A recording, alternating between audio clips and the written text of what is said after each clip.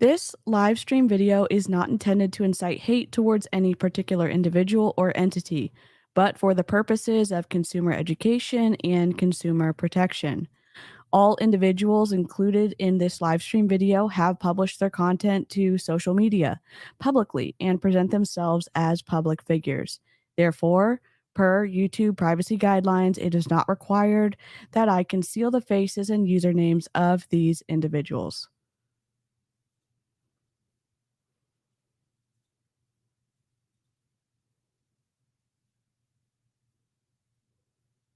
Hello, my name is Carl Daikeler. I'm chairman and CEO of Beachbody, a $400 million direct marketing company specializing in health and fitness. You might have seen our products advertised on TV, programs like P90X, Turbo Jam, Hip Hop Abs, and Slim & Six.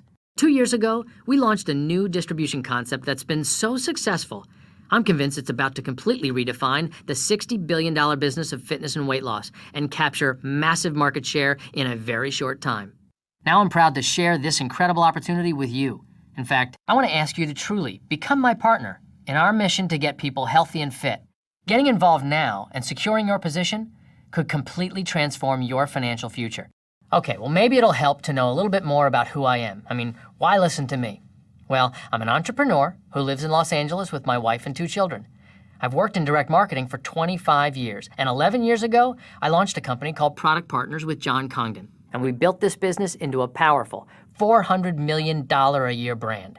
And 2 years ago, we had another breakthrough in our business model. Instead of doing the obvious thing and selling our hit infomercial products through retail stores, we asked a handful of our customers to become independent distributors. We call them coaches, but they're not fitness or nutrition experts. These are people who simply love the products and love sharing them with people because they actually work. They're coaches in that they want to help people achieve something special. And in just 2 years, thousands of people with an entrepreneurial spirit and commitment to helping others have joined our mission. Some people have purchased new cars, gone on incredible family vacations, paid off their credit card debt, and paid off their mortgages. We've already paid out over $31 million, including some families who've already earned over $1 million each in under 2 years. And others still are working with one thing in mind: use this opportunity to achieve their dreams. And all that just from phase 1, before we had everything in place to roll this concept out. Well, now it's time to kick off the training wheels from phase 1 and launch into phase 2, an all-out push to find entrepreneurs and leaders who see that a business that's proven to get results, has solid momentum, and is the only company of its kind really is a billion-dollar opportunity. It's called Team Beachbody, an extension of the parent Beachbody, offering the very programs we've made famous on TV. With $100 million a year in advertising, that's an enormous amount of exposure and opportunity for you. And we've combined our catalog of fitness programs with a breakthrough in nutrition. It's called Shakeology, the healthiest meal of the day.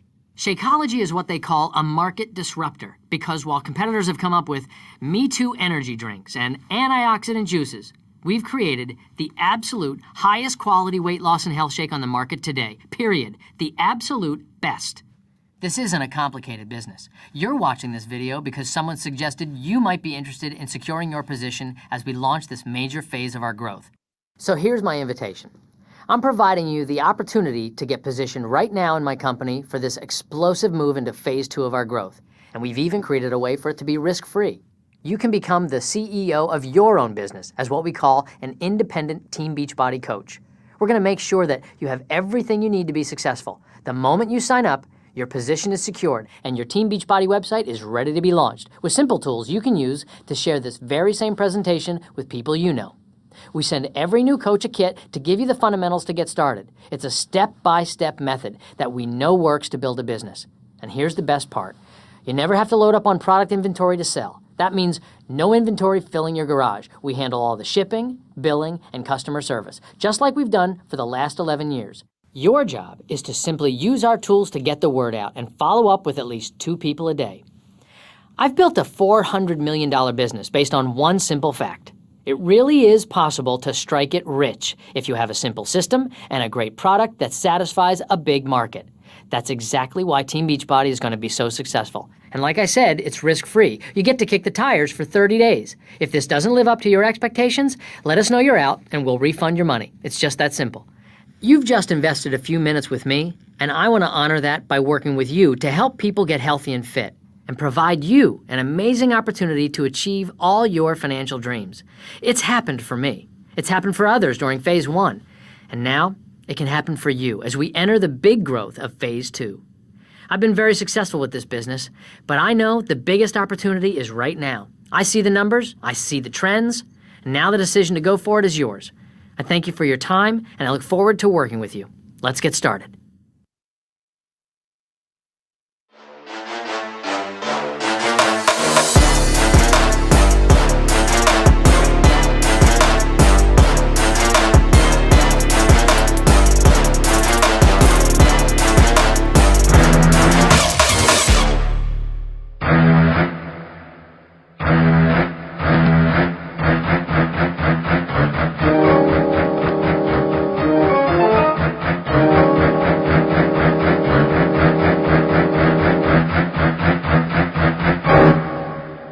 Damn it, Carl. I wanted to introduce that because that was his like join us in Team Beachbody type of video that he made, and then we're gonna listen to the freaking earnings call where we just see a completely different story, and he does that what's public and then what he talks to his investors, and it's like, buddy, people remember what you said, and also everyone's gonna hear what you said on that earnings call. So, Hey, live chat. We are so happy to see you, not hear you, but I'm DC. I'm an MLM dropout. I've never been in Beachbody. I just have a lot of big feelings about it after I found out all the crap that was going on from Amy, Cheryl, Amber, and Jen. Jen's going to be showing up a little bit later, and Amber is being an incredible parent to her kids today, but we are streaming to her channel, and would love to see y'all continue to support Amber, even though she can't be here today. I've been in 2 multi-level marketing companies, and you'd think, why did you join the second one after what happened in the first one? I don't know, but here I am. I'm fully out. I got out April 24th of 2022, and we've just been trying to educate ever since. I'm going to pass the microphone over to Cheryl and let her introduce herself to people who may not know who she is. And yeah, let's begin. I am Cheryl Spears. I am an MLM dropout as well. Steadily, I was in Beachbody for 8 years, although I was in other MLMs, but Beachbody was consistent. Beachbody was the most triggering. Beachbody caused me the most pain, heartache, and financial loss, I guess you can say. And I'm just here to spread awareness and hopefully prevent everybody else from making the same mistakes that I did. And I'll pass it over to Amy. Awesome. So I was also a Beachbody dropout. I have been in multiple MLMs as well, and even one after Beachbody. So I was a slow learner, but found that they were all the same. And that's really kind of what drove me into the anti-MLM movement, and also specifically Beachbody because it was so triggering and definitely the cause of most of my problems, physical, emotional, mental, and trying to overcome the just really horrible messaging that they have. Yeah, horrible and dangerous. I mean, it's just, it's wild. We're going to be listening to Carl's earnings call for quarter 2. And he had some interesting things to say about the coaches that basically keep his business open. So we're going to listen to that. I'm going to pull up that link right now. And the reason his voice was a little bit higher, it was higher because he was younger, but I sped it up because it was already a long intro. So I was trying to like cut it down a little bit, and I didn't want to make him sound too much like a chipmunk, but I'm not really disappointed he did. So yeah, it made it a little bit more enjoyable for me. And navigate the stock market. No, I don't want to navigate the stock market. Okay. Let's see. Now, Heather, it wasn't necessarily his real voice. It was sped up a little bit, but I mean, just barely. It was barely like 10% sped up. So it was high. It was much higher. Yeah. Much higher. Yep. Oh, jeez. Okay. I don't. Let me see. Let me try to click on this link again. Technical difficulties. It's Saturday. Oh, geez. Well, I'm eating some donuts for Autumn Calabrese. What up, bestie? And there's Jen. Hi, Jen. We just And finished hey, Hi. and we're gonna surprise you and the mic over to you so you can introduce yourself to the live chat. We just literally finished. We're eating our snacks. I will. I got a donut Yeah, I got freaking donut holes, so we're ready. We're ready for you, beach and some body. yogurt. Heck yeah. I like. Um, Wait, you have to see what Cheryl has, Jen. Burger King. Did you get an This Impossible is- Burger?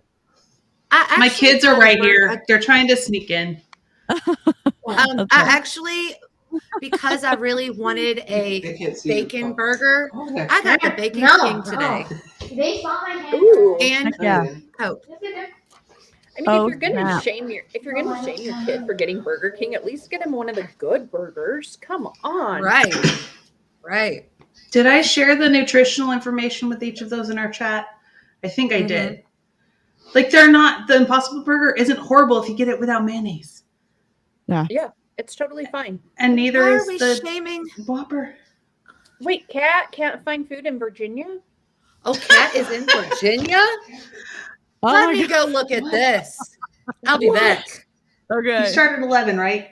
Okay. Give me 30 minutes. Thank you. I got to run my oldest to karate in like 30 minutes Okay. because dad's working. Hi. Okay. Hey, Jen. Yeah. My name is Jen.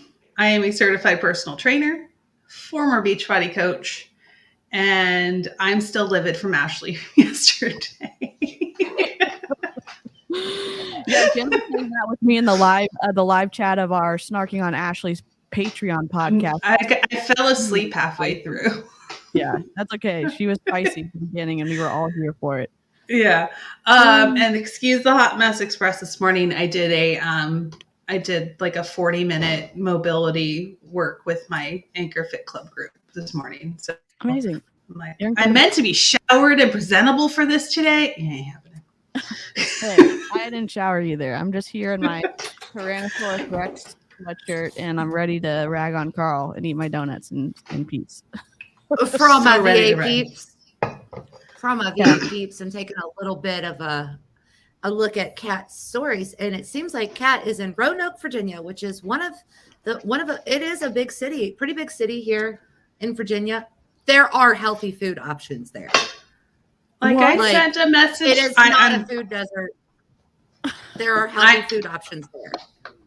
I haven't checked to see if one of my my burner accounts is blocked by Autumn yet, because I went off on her in the DMs yesterday. Ooh. I have friends and family that are in Scranton. I've been to Scranton, and I'm like, you could have gone to Subway and gotten a salad. You could have gone to Wendy's and gotten a salad. Yeah. I was looking too. There's some like really nice restaurants that are all like vegan or whatever she wanted. But the other thing, she also though is like, ooh, don't demonize any food. She does it all the time. He says that, but then, and I have some pretty good videos from a private group that she did with Joel. I think I've shared 2 reels so far. Oh yeah, I shared that one about the warm. Oh, she did another one. Your company provides themselves finding. Oh, I'm looking at yours right now. Never mind. Yeah. So she's like, okay, well, if you're, she's talking about lift more. Okay. And if you were finding that you're still hungry or whatever, maybe you've been eating for your green containers, maybe you've been eating salad and you should switch over to like broccoli or cruciferous vegetables. And maybe for your yellow, you should not have a piece of bread and you should have a potato. Who is going to guide people in this? Your coaches don't know anything. Your coaches don't know. So who's going to help? Joel's face, I'm watching it right now. Joel's face just looks annoyed. He's like, I have to listen to this right you got now. to the point where I was like, Joel, are you okay? Like, yeah. I want you to pay attention to what you're putting in those containers. So eat off the top of the list is what she's saying. Dear God. I mean, whatever. Again, I don't really trust Autumn at this point because you're putting freaking Shakeology in a cookie recipe. So, and you're saying that there's no food around when there is food around. Good. And she. Oh my Well, God. and when I Joel was in, blinked twice if you need rescue. Blink, blink. Hi, Dave. Hi, Janet. Hi, Hi, Jenny. Hi, Lynn. but when I was in, they told us not to cook with Shakeology because it broke down the nutrients, and they told Yeah. us not to cook with it. Specifically the pre and probiotics. Yep. Wow. Yeah. Autumn. That breaks down. Dear God. And I bet the Beachbody team wrote that recipe for her and they got it ready to film for her, and then they're not even listening to their own advice that they've given to the general public. Yeah. Yep. God dang. So this yogurt would not be gut protocol approved. And it's delicious. I'm sorry that I was ignoring you all, but I literally just was recording cat stories, and it enraged my husband as well because she stereotyped every single person who lives in Virginia and said, my "What the God. hell do you people eat here? Everything is fried." Are you kidding me? Wow. Not to cuss right now. Can you hear it? Yep. I am dying. There is no food. Thank God we packed so much. Literally, this is the only thing I could find. Hard-boiled eggs. Everything is fried, deep fried, double fried. No. Does she not have a grocery store to go to? So I'm just going to eat what I have in my pack. Thank God for my Shakeology. Thank God for fruit. Thank God for veggies. But I cannot wait to eat when we get home. Hold up. There's a Cracker Barrel in Virginia, right? I'm pretty sure because I had a friend who works there. Yes. One of our friends is at everything. Roanoke, Virginia has everything.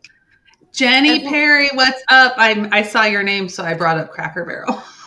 Yep. Oh my God. Wow. How can you even feel good about saying such an uneducated opinion or perspective about an entire state? So my main account hasn't been blocked by her yet. Healthy food in Roanoke, Virginia. Wow. Like, you just go on down the list. Pages. Yeah, Kat, why don't you use your phone and maybe type in healthy food near me? Good God. Maybe I'll go on. I might have to, send her that Google link in one of my burner accounts. Wait, your coach?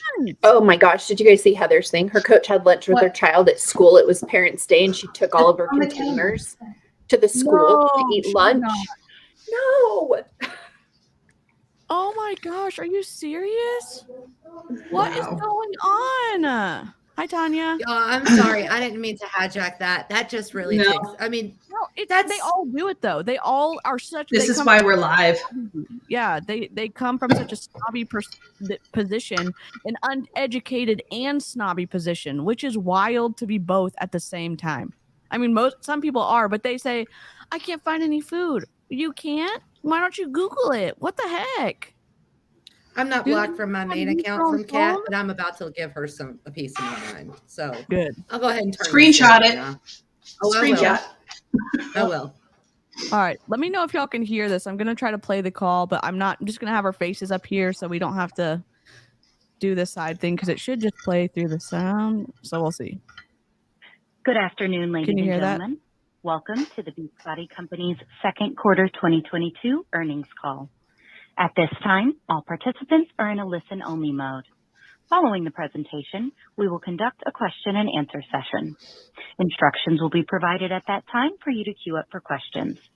If anyone has any difficulties hearing the conference, please press star 0 for operator assistance at any time. I would like to remind everyone that this conference call is being recorded. And I will now turn the conference over to Eddie Plank, Beachbody's Group Vice President of Investor Relations.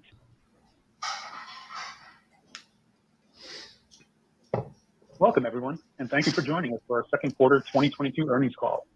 With me on the call today are Carl Daikeler, co-founder, chairman, chief executive officer of the Beachbody Company, and Mark Sweden, chief financial officer. Following Carl's and Mark's prepared remarks, we'll open the call up for questions. Before we get started, I would like to remind you of the company's safe harbor language. The statements contained in this conference call, which are not historical facts, may be deemed to constitute forward-looking statements within the meaning of the Private Securities Litigation Reform Act of 1995. Actual future results may differ materially from those suggested in such statements due to a number of risks and uncertainties, all of which are described in the company's filings with the SEC, which includes today's press release.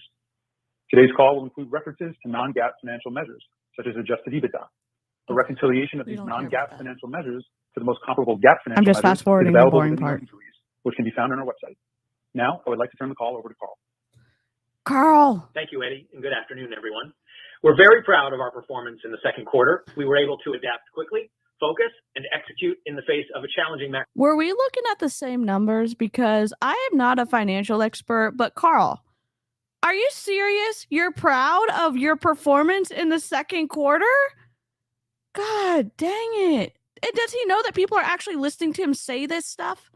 It's like he's trying to play poker and hope that no one calls him out on his SHIT, his shit. Well, and keep in mind, like, these are the investors. The investors know very well what's going on. So you can snow your coaches, but these are all financial advisors. These are all people who know what they're doing. Yeah, and these people are people who invested in Beachbody, right? The people that, that's rude. That's so freaking rude to come out like that and talk to your investors like that, because they know. They have access to all that information. I want to play poker with Carl and Ashley and take all of their money. Yeah. That would be amazing. I miss playing poker. Say it with your whole chest, Carl. Seriously. Pro environment. And as a result, we delivered revenue in line with our guidance and adjusted EBITDA that was ahead of our guidance, reflecting continued progress on our strategy to make Beachbody more efficient, effective, and productive. With laser focus on execution and cash flow management, we achieved material savings in the second quarter, reducing cash burn by nearly $38 million and lowering operating expenses by more than 20% compared to the first quarter. This reflects increased variability within our cost structure and continued expense discipline. As a result of these actions, we ended the quarter with $57 million of cash on hand. In addition, today we announced that we entered into a $50 million debt financing agreement with Blue Torch Capital, with the potential to increase by another $25 million. The transaction will enhance our financial. Does that mean he had to borrow more money? And in the past, he's been super proud that they didn't have any debt on the balance sheet. Like, that's something that he's been very vocal about. And now he's trying to spin having to borrow money as a good thing. Because they don't have enough cash on hand for what they need to do, and they're going through it way too fast. Yeah, guess they didn't sell enough bikes. I mean, and again, it's wild. I am not in the production side of marketing. I'm not like on the creation side of it in terms of like actual manufacturing, but I am shocked that, and again, I'm no dissing to Mix necessarily, but you see Mix and you see how plasticky looks, how much it wobbles when you're on it. You see the screen, you just see the aesthetic of it. And yeah, it's significantly cheaper than Peloton. Okay, great. But is it a product that you're going to invest millions of dollars into and say, this is a good fit for our brand?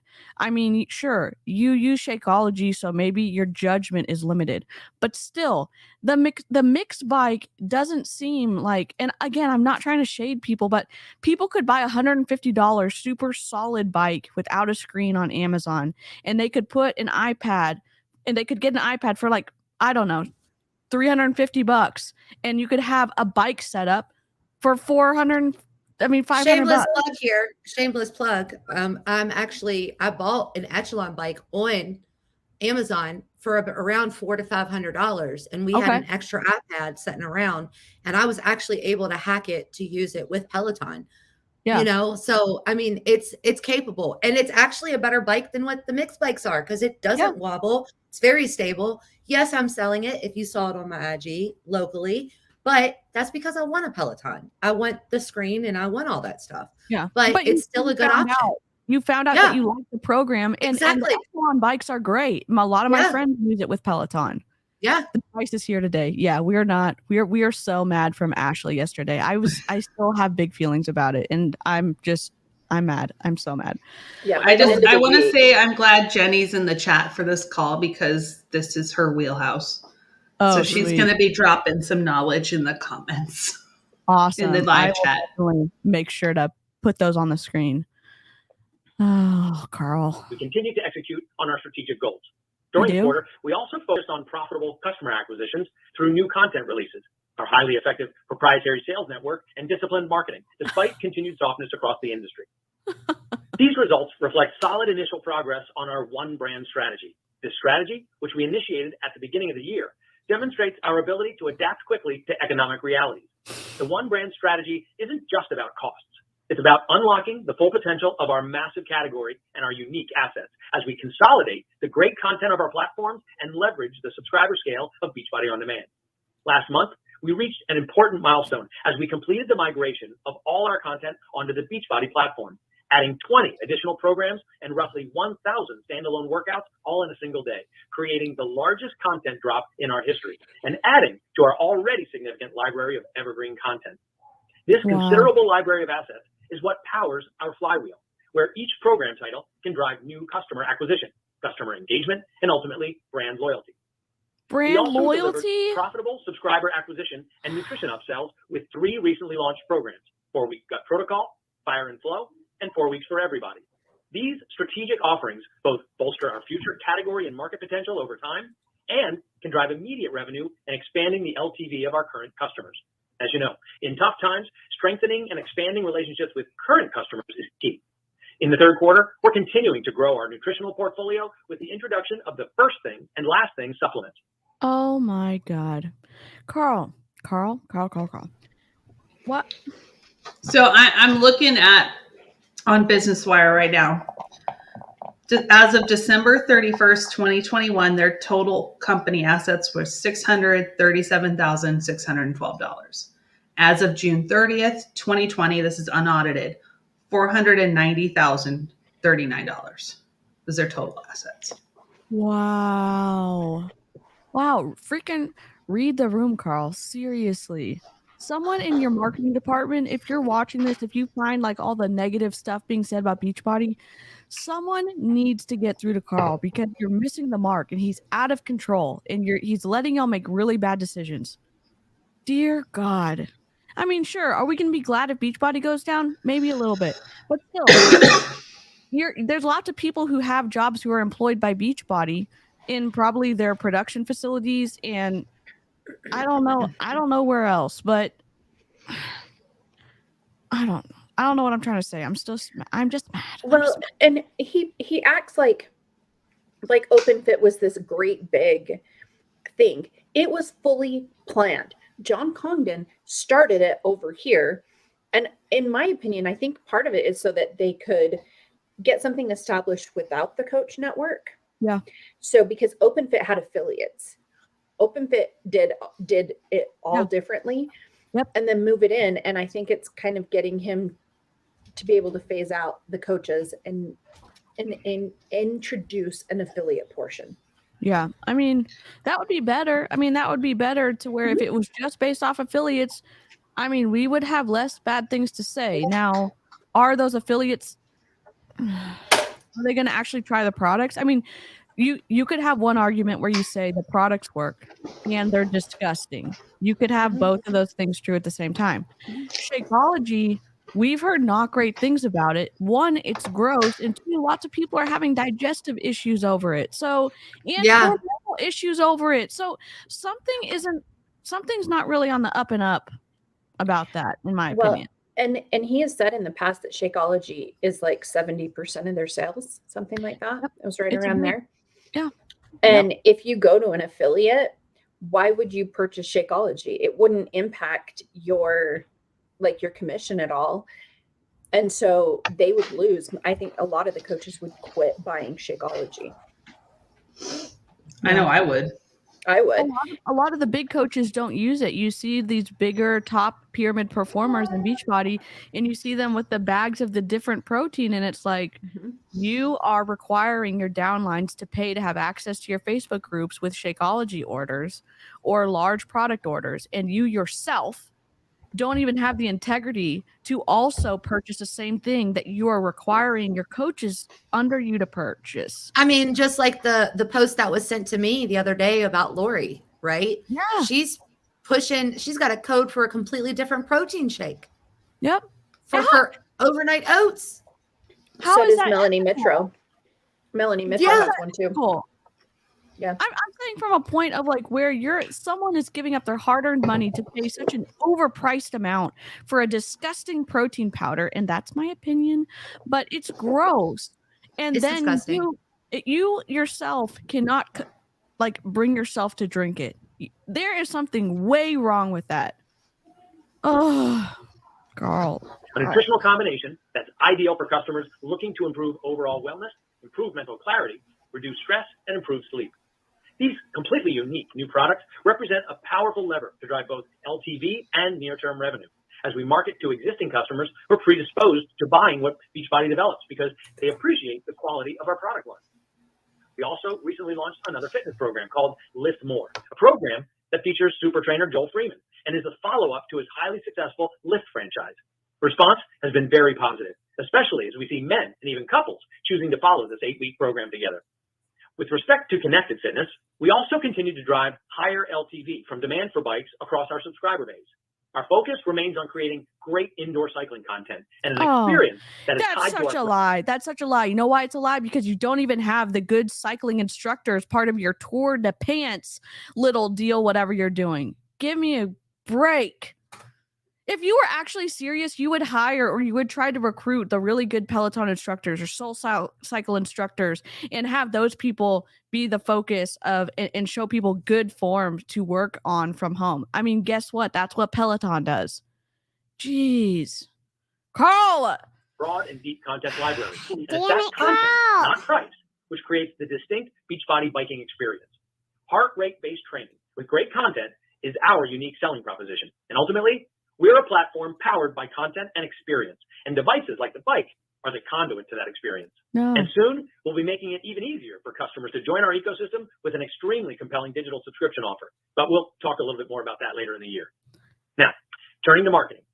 During the second quarter, our coach network continued to serve as a powerful and profitable driver of acquisitions and nutrition subscriptions, with high levels of motivation and excitement around this year's launch calendar.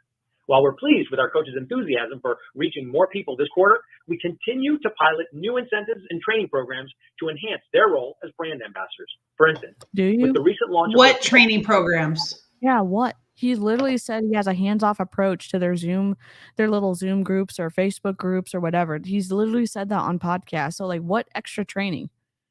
You're just going to post a workout and hope people get the right form from that? That's what they do. I mean... That's exactly what they do. I mean, just like with what Amy posted yesterday, or somebody posted, was it Amy? When you posted about how there's no warm-ups or anything like that when it comes to our workouts, which there isn't, right? The last warm-up that I remember, that was like, you do a warm-up, then you do a stretch, then you do the workout, then you do another stretch, was Insanity. Like, that was it. And that's why Insanity was 45 plus minutes long every single time that you did the workout. Right? Yeah. I mean, didn't P90X have that too, where they had a warm up and a cool down or something? Yeah. And I heard, so people commented on that and they said that 645 had it as well. And all of the coaches complained because it was too slow. And so they are taking it out again. If you look at even, I reviewed the 4 Weeks for Everybody program, and I shared it with some of my friends who are also trainers and physical therapists. And the warm-up, everybody's like, the 80s and 90s called, they want their warm-up back. It's like, you can do a short 5-minute warm-up targeted towards the workout very easily if you know what the hell you're doing. Mm-hmm. Yeah. Yep. It's that simple. And you don't have to stretch after. You should not be stretching before, to be honest. If you're going to stretch, you stretch after.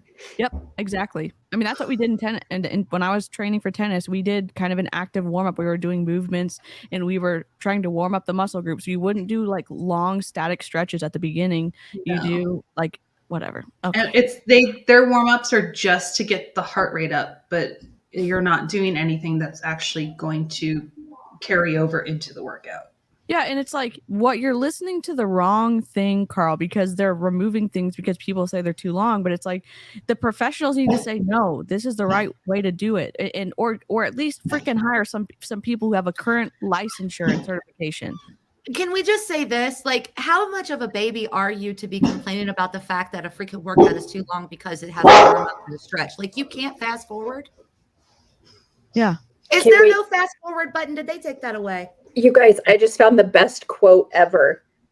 When the company came public in its current form, Beachbody CEO stated the company's goal was to be the Disney Plus of fitness. Oh, unfortunately for shareholders on the ride so far, has been more like a Nightmare on Elm Street. Oh my God, that's incredible. That's so funny.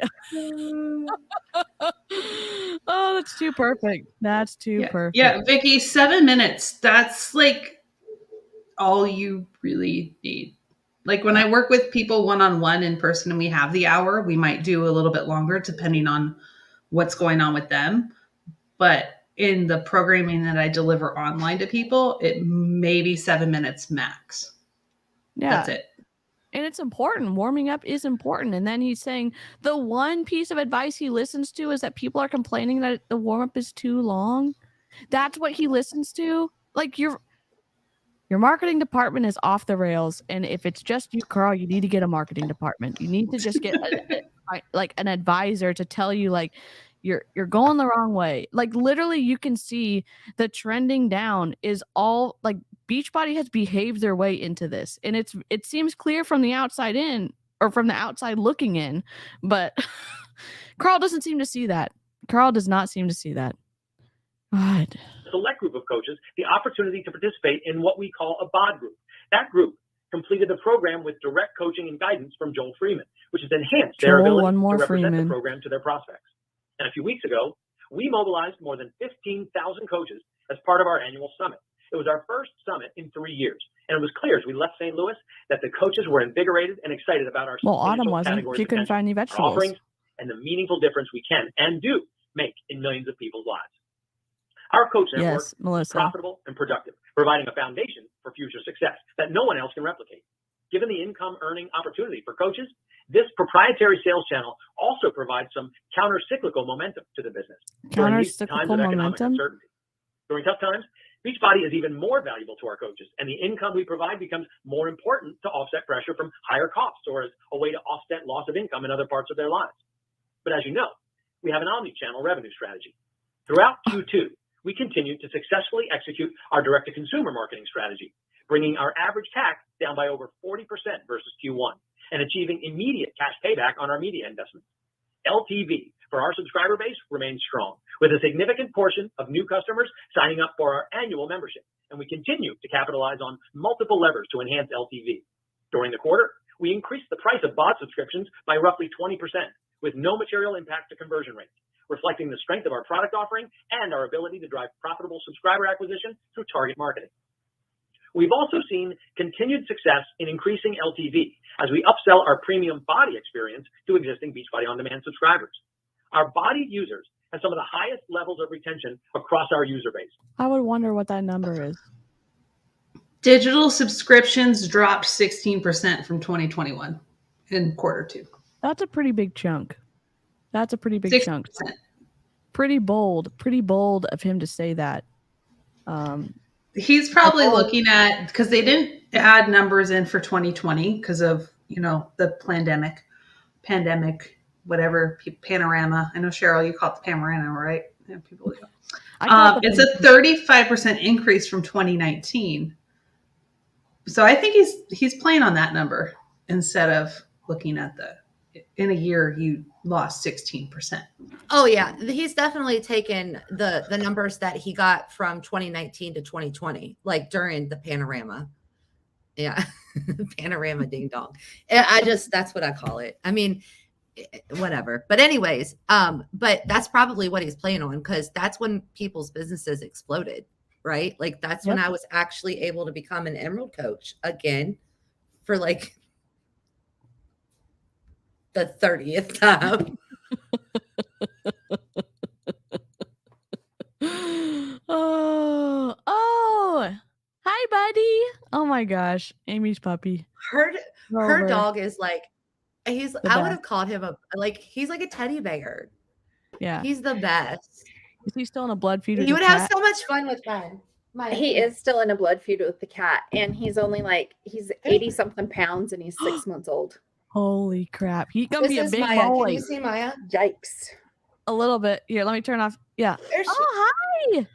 Say hi, Maya. Oh my so goodness. She also, the funny thing is that I see how Grover acts with your cat. Our cat won't have anything to do with her at all. Wow. My little puppy Caspian, he has made friends with the alley cats, and he will come get me when they are crying for some snacks, and they like lay next to each other outside when they're in the backyard. He loves cats. Oh, Grover. Okay. Yeah, Everyone. we need to have a play date with Grover and Maya. You need to come to Virginia. We have food here. Do you have food? Is everything fried though? Because that's how I prefer it. I prefer it fried. Yeah. I mean, I live at the ocean, so there's a lot of seafood, so you can get it however you want. But yeah, I'm in. Count as real food?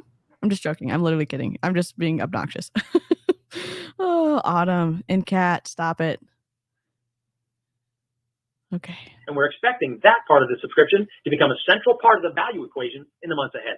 And with the completion of our platform consolidation this quarter, we'll now be able to market our entire suite of products, including Beachbody supplements, to our full user base for the first time, representing an important opportunity to drive enhanced LTV over time. Looking to the second half of the year? No. Just because you now have all the OpenFit customers does not mean they're going to start purchasing your supplements, because OpenFit had supplements as well that, from my understanding, were better and less than OpenFit supplements were the supplements created by Arnold Schwarzenegger's company. Yeah. Oh, and those were good, right? And apparently they were better. And so the fact that he's saying now and that cheaper. More people are going to be watching the programs, and so they're going to see the supplements and purchase them. Dude, you're delusional. It's not going to happen.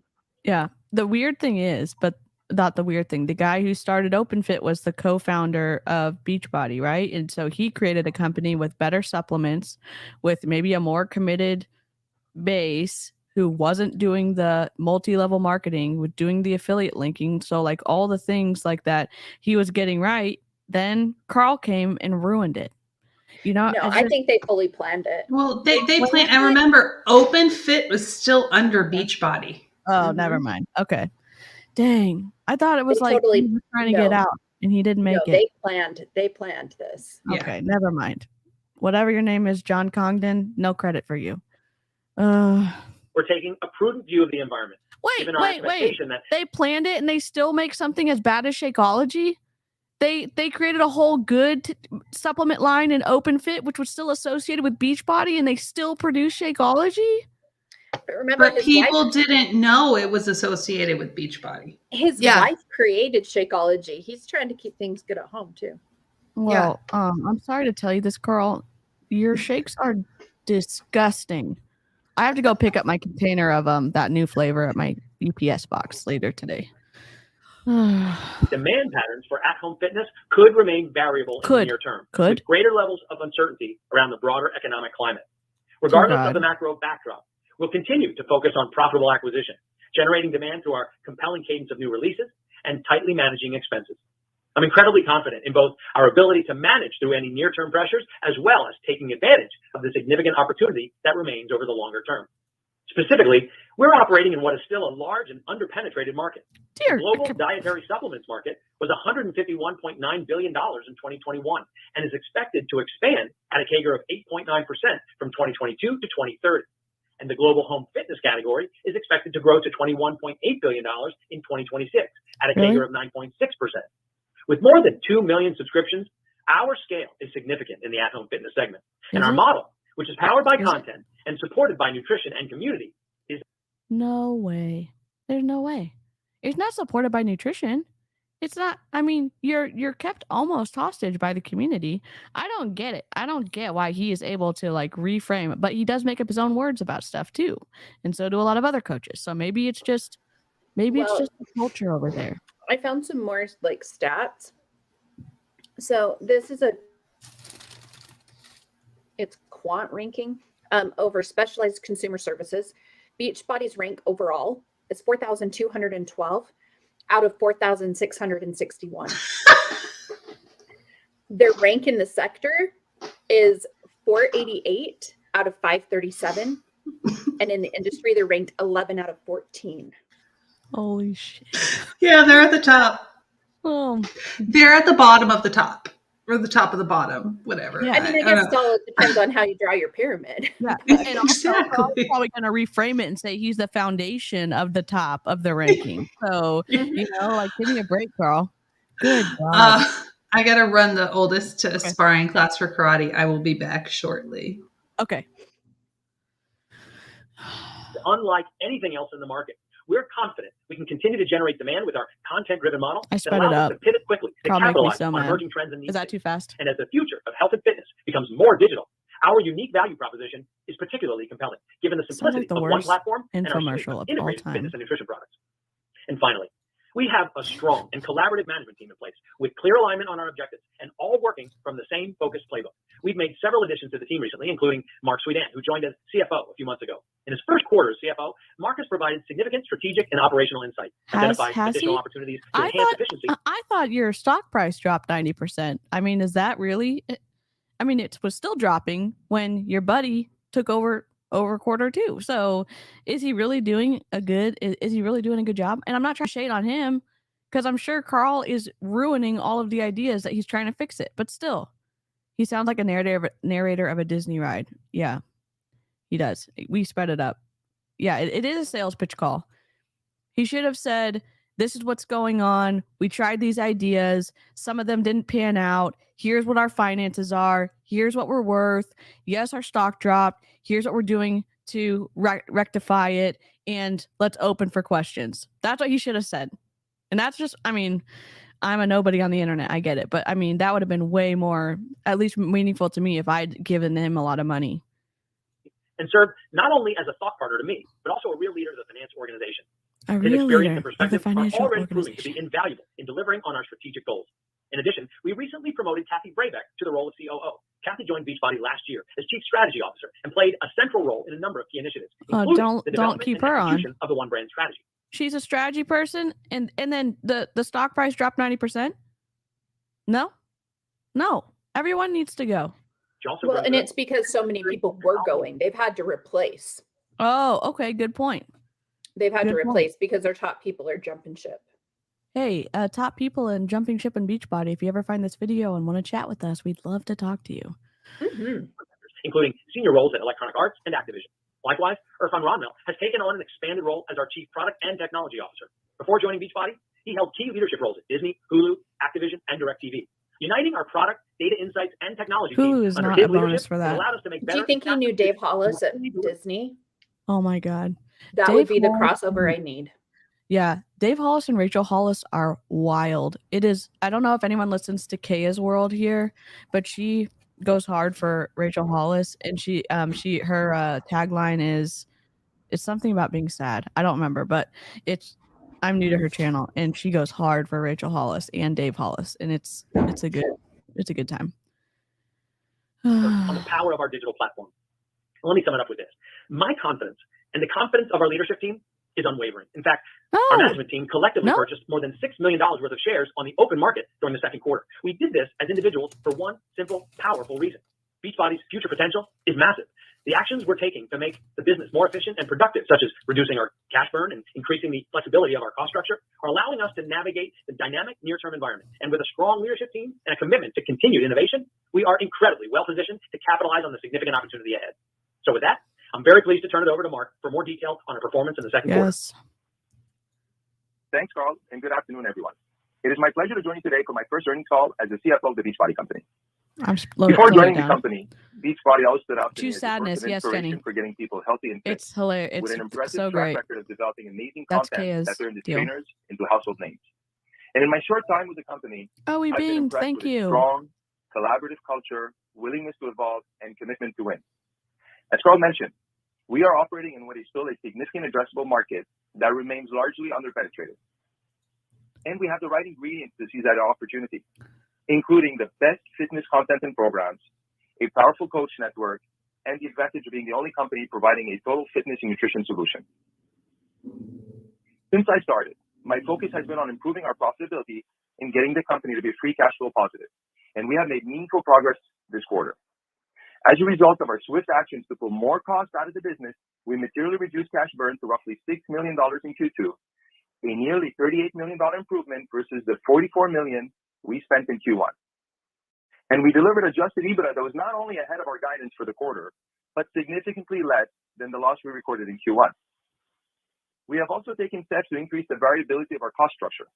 As a result, 75% of our costs are now variable, giving us greater ability to flex with changes in revenue. Looking ahead, I'm also confident in our long-term revenue growth opportunities. Given the environment, we're going to do more to manage costs in the meantime. To that end, I have begun a thorough review of the business, and I've already identified several additional near-term opportunities to improve profitability moving forward. Here are two preliminary examples.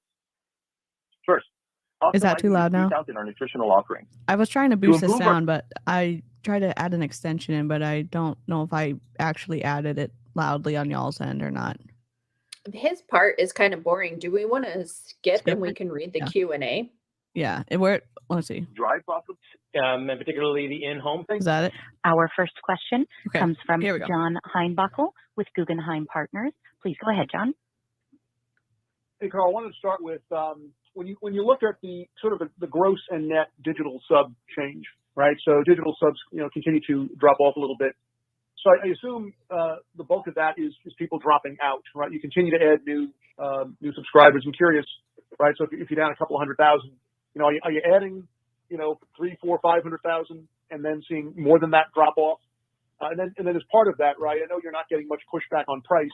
Do you think at least in the short run, because of the pricing actions you're taking, maybe the subs drop off a little bit more, right, between now and year end? Thanks, John. You're right. The lapping the sort of the swell of the pandemic is creating these optics. And likewise, as we discussed in the opening remarks, we're seeing just an uncertainty in demand in the fitness space, and particularly the in-home fitness space. That's why it's so important that our cost structure be variable as we manage our way through uncertain demand patterns. But you're right. The cadence of launches that we scheduled for 2022 are tip of the spear for bringing in new subscribers. We're very pleased with the fact that the price increase has not had an impact on conversion. And I would say that in general, I think it's going to be steady as she goes. I don't expect. He's not saying a darn thing. He's not. He's so good. He's so good at word salad. Yeah, he's not saying and here's the thing, because he's like the cadence of launches that we scheduled for 2022 are the tip of the spear. In my opinion, the programs that are being launched are the exact same as the programs they've launched in the past. They just have changed the names. So they look the same. They're not innovative. They're not. Yeah. Listening to that podcast that you shared the other day, Amy, I listened to where Tony Horton was on there, and he was talking about, he did in good authority say that, they focused all of their energy on Autumn Calabrese, which is a mistake in his own words, because they had Shanti, who was there, who was able to actually motivate people, inspire people, and people love Shanti. So why are we not utilizing Shanti? The reason that Shanti hasn't made it and they've probably lost their in with Shanti at this point, right? When they started going all in with Autumn, they should have went all in with Shanti. They should have went all in with him and people like him, because his form of the way when you're working out, you want to do it, right? But with Autumn, she's only talking about herself the entire time. Well, I can lift 10 pounds. Well, I can do this. And she doesn't shut up, and it's like, and I think Carl made a big mistake, in my opinion, at Summit when he was talking about the new trainer and how amazing and revolutionary her program was with dance and weights and the combination. That is exactly what Shanti did in Let's Get Up. Yeah. So you're throwing shade at Shanti's program. You're not even recognizing it. She's not revolutionary. You just had one of these programs. Yeah, they did not appreciate Sean when they should have, and I mean, and I just again, huge miss on your part of the CEO to not see the talent that you have and not at least have a good marketing department to listen to what your actual market is saying. Because I would bet if they actually tested their market at scale, people that Sean T would rank as some of the highest, like the one of the coaches that people love the most, and that they would stay if Sean T was putting out new content. Well, They would. They also have a trainer. I saw a lot of buzz about this when they were going to announce the new trainer. They have a trainer who is in a larger body. She is not a tiny blonde, and I believe she's also a minority that is super popular on the body cast. And everyone was saying, oh my gosh, I hope he picks her because she is inspirational. But he had to go with Andrea Rogers, and they've been developing this for years. Wow. It's a big miss. It is an incredible, Lacey. Yeah. It's a huge miss. And again, you're listening to him stumble. And I'm not making a comment about people who stutter or stumble. I'm saying that he's doing it because he doesn't have good answers for his investors. And it's showing that he doesn't have good answers for his investors. And he's trying to think of the best way to frame something instead of giving someone actual answers that would be meaningful to the investors. It's disrespectful, it's rude, and it's slimy. And I think, in my opinion, Carl Daikeler is a snake.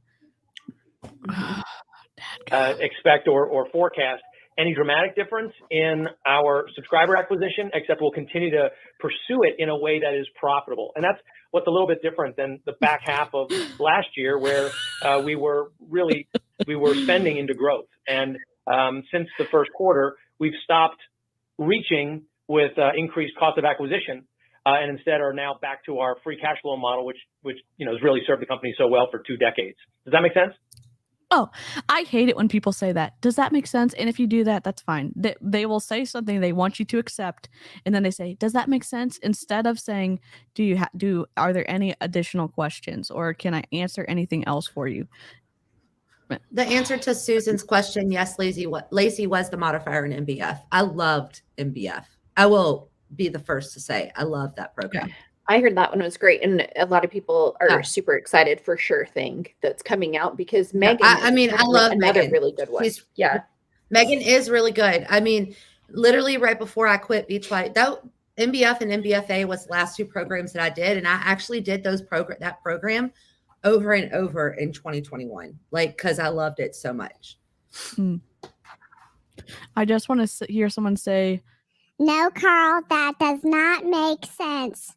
Yes, I hope one of the investors, and I don't think they will, but I hope, because this guy who's asking him this question is from an investing firm, I don't remember the name of it, but they said, this is so-and-so from this group. And I guess it's an investing group. And I would be nervous. His Guggenheim Partners. Okay. Guggenheim Partners. Oh yeah. It's listed on it's on this list. So it was John Heinbockel from Guggenheim Partners. Yeah. And maybe as a follow-up to that, right, in trying to figure out the floor. My dad would have a field day with Carl. Right. So digital subs, I guess they were, 1.9 million, 1Q20, right? So are you comfortable that we will not go back? Free cash flow model is cash flowing freely straight out the door. Dave. The 2019 levels, right? There's some permanent customer acquisition here. Yep. And I guess now we are tracking below 19 revenue, but that's largely on the nutrition side. And I guess that's fine. But digital revenue would similarly not likely go back all the way to 19. How do you think about the floor here on subs and digital revenue? Yeah, I think I think you've got that right, particularly because we've added the BOD Interactive subscription to the portfolio, which is frankly the bright spot in terms of what we're seeing in terms of engagement and retention. So with the addition of that live interactive layer, I do expect to see continued growth in that one area. That's largely on the disgusting powdered food alternative side. There, I fixed it. If you can imagine my dad is not the type of person He's the type of person that says, no, that really doesn't make sense. And here's why. You said this and that contradicts this. And you said this. Like, I've listened to him on calls before with his client, with like law firms and stuff. And it's not pretty. I mean, it's just, he's not the type of person to go, yeah, that makes sense. It's great. No, it's not great. It is not great. Now, I can't, I don't want to send a signal that I can identify the floor, but I believe that like I said, I think we're in a very stable place based on our recruiting metrics within our coach network and frankly, the very strong performance of our direct marketing activities, no, sir. which if you've left Beachbody because you've seen something from Cheryl or Amy, Jen, or Amber, can you send that information to Cheryl? Because we're about to hit Success Club 50 of people who are drippity dropping out of Beachbody. And yeah, we're at 38 right now. We only have 12 more points to go. Yep. Which that means 6 people. Yeah. Oh, heck yeah. Love it. Our expectations. So, I think that the current state of things is a fairly reliable place to be. Obviously, my goal and my job is to grow it from here, and I think we've got some good levers to work with. No, your job there. was to not tank it. And I do think that the business is stabilized, is the way I would characterize it. And like you said, ooh, Bank of America's on this call. Go ahead, John. Finish. Holy crap! All right. Well, what I would say, like you said, the difference in revenue coming from the nutritional files is, obviously something that we needed to address. In 2019, we had a simpler offer structure, which we were, sort of following the trends in the digital domain where you give people more choice for customization. But what we found in the fitness and meal planning and supplement category is people actually are looking for a little bit more prescriptive approach. And you're not a doctor. None of the coaches are a doctor. They're not nutritionists. They're not registered dietitians. They can't prescribe anything. So they're looking for a more prescriptive approach. Go to the doctor if you can, or do a 1 month call or like once a month call with a registered dietitian. Where does he get off saying that people are looking for a more prescriptive approach? You can't do anything. You literally can't offer a prescription. Hi. Welcome back, Jen. We're about to lose our ever-loving. I want to go back to Lacey Green for a second, because every year there is a fitness convention called Idea Fit. And this year she won an award for the Emerging Trailblazer of the Year. And Carl's not utilizing her. Carl's a chump. Because he has a type. He has a type. Well, Carl needs to not make any decisions regarding the trainers. He needs to make no more decisions regarding any trainers, because if you cannot see the talent in front of your face, then something is wrong with your decision-making process. He passed on Lacey, Sean P. He pissed off Tony Horton. I'm guessing he did, and a lot of other really great coaches. And you're going to go with Autumn? You're doubling down on Autumn? Give me a break. Variety, perhaps, is the enemy of decisions. So we are simplifying that. As we've also taken friction out of the funnel, we're also taking some choice and making a very specific recommendation. This is part of what we learned in the first half of the year with the successful launch of 4-Week Gut Protocol and its very specific nutritional recommendations. She didn't even answer any of the questions in her group. Mad when people had questions. They didn't even develop a good program to give to clients. I've seen the whole program. Is it good? No. It's shit. They're 5-minute videos. What? And then PDFs. Yep. There's no information for them. None. You listen to her talk and she pronounces stuff wrong. I have access to it. Wow. I've gone through it. I went through the entire 4-week program in 20 minutes. Oh my God. Oh my God. And again, he's touting it over here. And it's like, at least I hope that some of these investors, I'm sure they had to look through the programs and that's why they decided to give him money. But absolutely missing the mark, and the gut protocol way missed the mark, and especially how Autumn treated people who had questions missed the mark. And then as a CEO, you're saying, wow, that behavior is incredible. I'm going to platform Autumn even more. Well, and how can you call it a success when you ran out of supplements at the very beginning of the program and you had to start giving people external things to purchase so that they could do it? Wow. Well, and they had to Or do just said it external didn't links. matter. They had to do external links for Canada and the UK and France because the supplements aren't approved yet in those countries because they have different standards. So that was not successful. Jada, I get that prescriptive means an enforcement of a method or rule. It also means it in the way that Carl has said things in the past. I'm talking about context of what Carl has said and what coaches have said, and them choosing to make medical claims about their own products, about what it can help on the medical side. I think contextually, he means prescriptive in a medical sense. And that's my opinion. I'm saying I unfortunately watched so much content from Carl and listened to so many Zoom calls on Beachbody. I think that while that is a definition, it's not what Carl means in this situation. He changed the definition of it again. Yeah. He changes definitions frequently and someone calls him on it in a minute. Yeah. Oh, good. Repeating that in the second half of the really? year, we believe that will have a favorable effect on regrowing the nutritional files as we make it more clear what our recommendations are to the subscriber. Don't make any recommendations. Quick one, and then I'll yield. And I asked you this last time, right? Any thoughts on how you can de-risk connected fitness? That's shade. And I asked you this last time.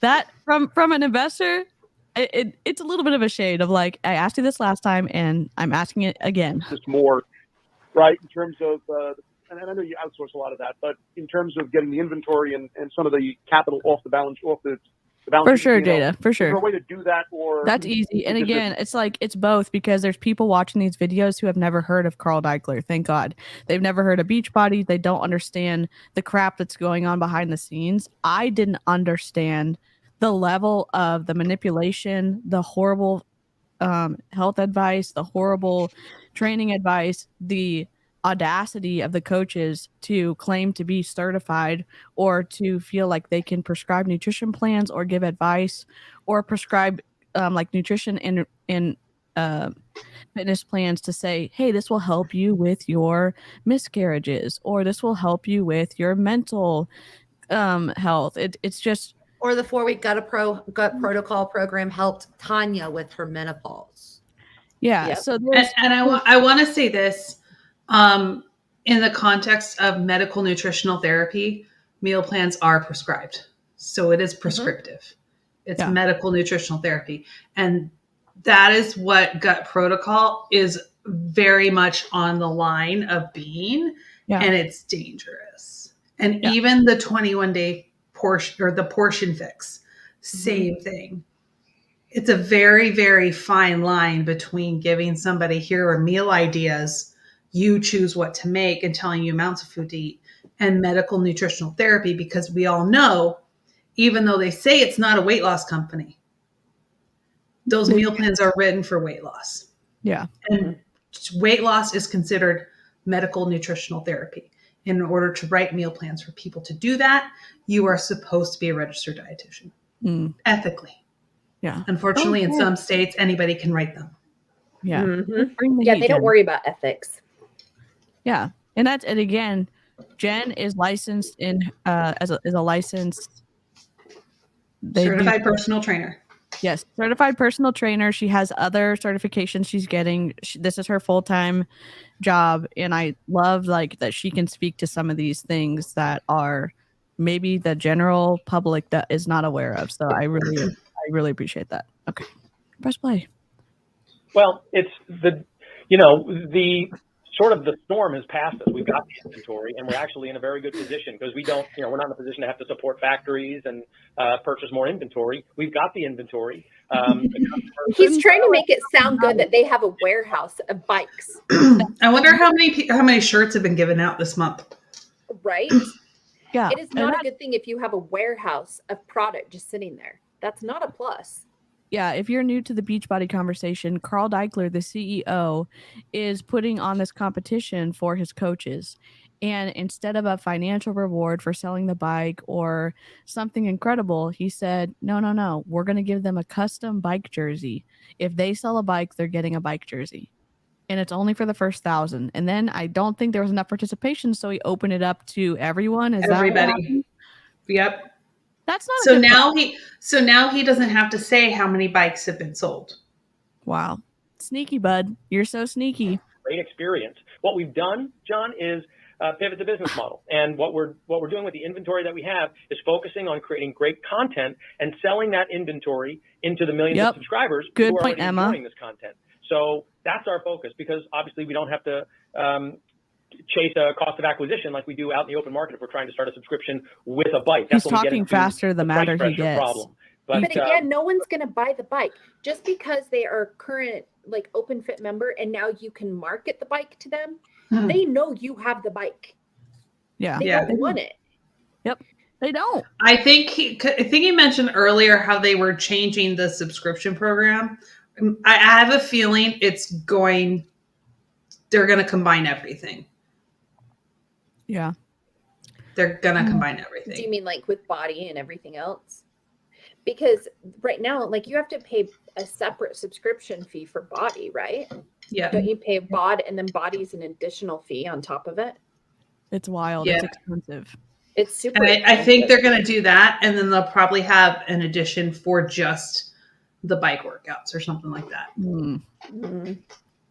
The crazy thing is, you can pay a flat fee to Peloton app, and you get access to all of their workouts. So, like, you can pay for the app, and you can pull it up on your phone, and you can do the weight workouts. You can do the biking. You can do the walking. You can do the running, and you don't have to do something separate to log into your bike. Just one flat. What if he might end up doing that, and then going, "We're better than Peloton." Body is $25 extra per month on top of the streaming service. What that the is hell, so Paul? expensive. Yeah, especially with how expensive their supplements are, and that they're required to buy all that. The inventory sits there, and as you said, every time we sell a bike, that benefits the balance sheet. We don't have to go into our pockets to bring more inventory over. So the connected fitness business is sort of steady as she goes. It's our job to make great content and make a good business out of it and satisfy the super consumers who we already have in the database. Thank you. Didn't answer the question. He did. No. Thank you for your question. Our next question comes from Linda Bolton Weiser with D.A. Davidson. Please proceed. Yes, hi. So can you just clarify, Mark, the kind of guidance statement that you're making for 2022 in terms of the improvement that you're expecting to make? It has the definition changed? Because I thought before it was EBITDA minus CapEx minus cash spent on content, and that would improve. Are you changing that definition? It looks like here it says EBITDA minus CapEx. So it looks like. Oh hell! Are you changing that definition? Do not play with her. Absolutely not. Oh my god, I love her already. Woman power. That guidance statement. Yeah, absolutely, Linda. The definition remains the same. So EBITDA less CapEx for technology as well as content creation. When we look at what was spent in 2021 versus how much we will spend in 2022, there will be a $110 to $120 million reduction. Okay, so I think on the last call, in the last press release, you had actually improved the outlook to $120 million improvement. So I guess this is maybe a little bit of a step back. So is that just kind of maybe a little bit of a result of the caution over the macro environment in the second half, or is there some particular element of the cash spend that has changed to make you a little more cautious on that improvement for the year?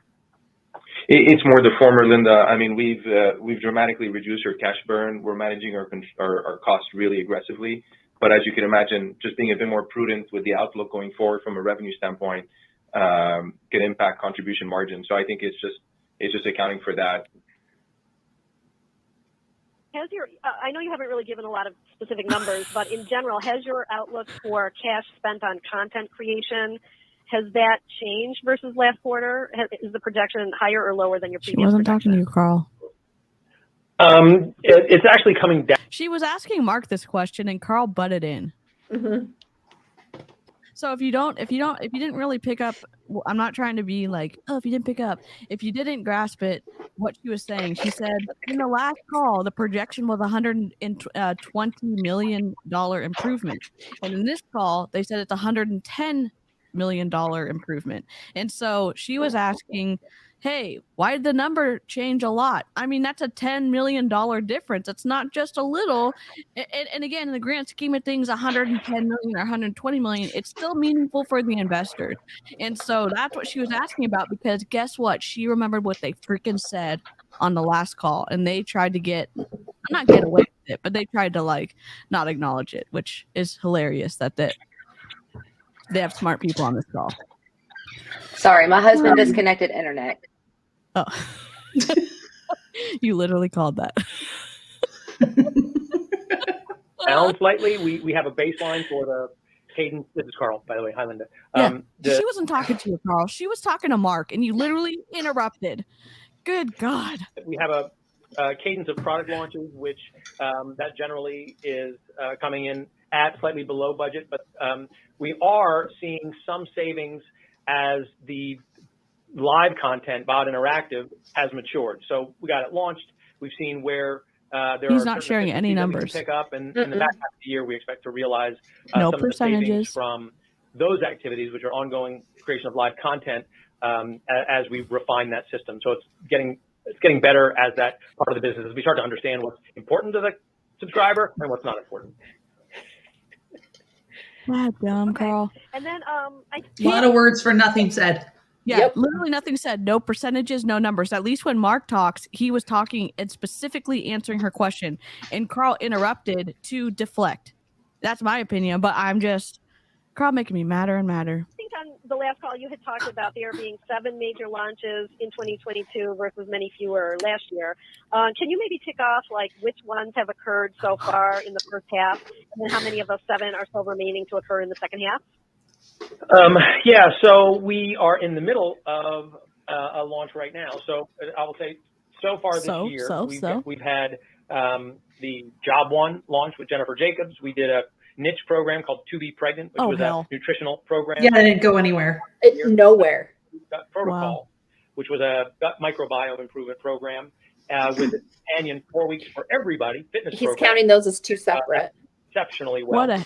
Then we had Fire and Flow in the spring, which was the first time that you put a intense anxiety reducing every other day, an anxiety sort of relaxation program.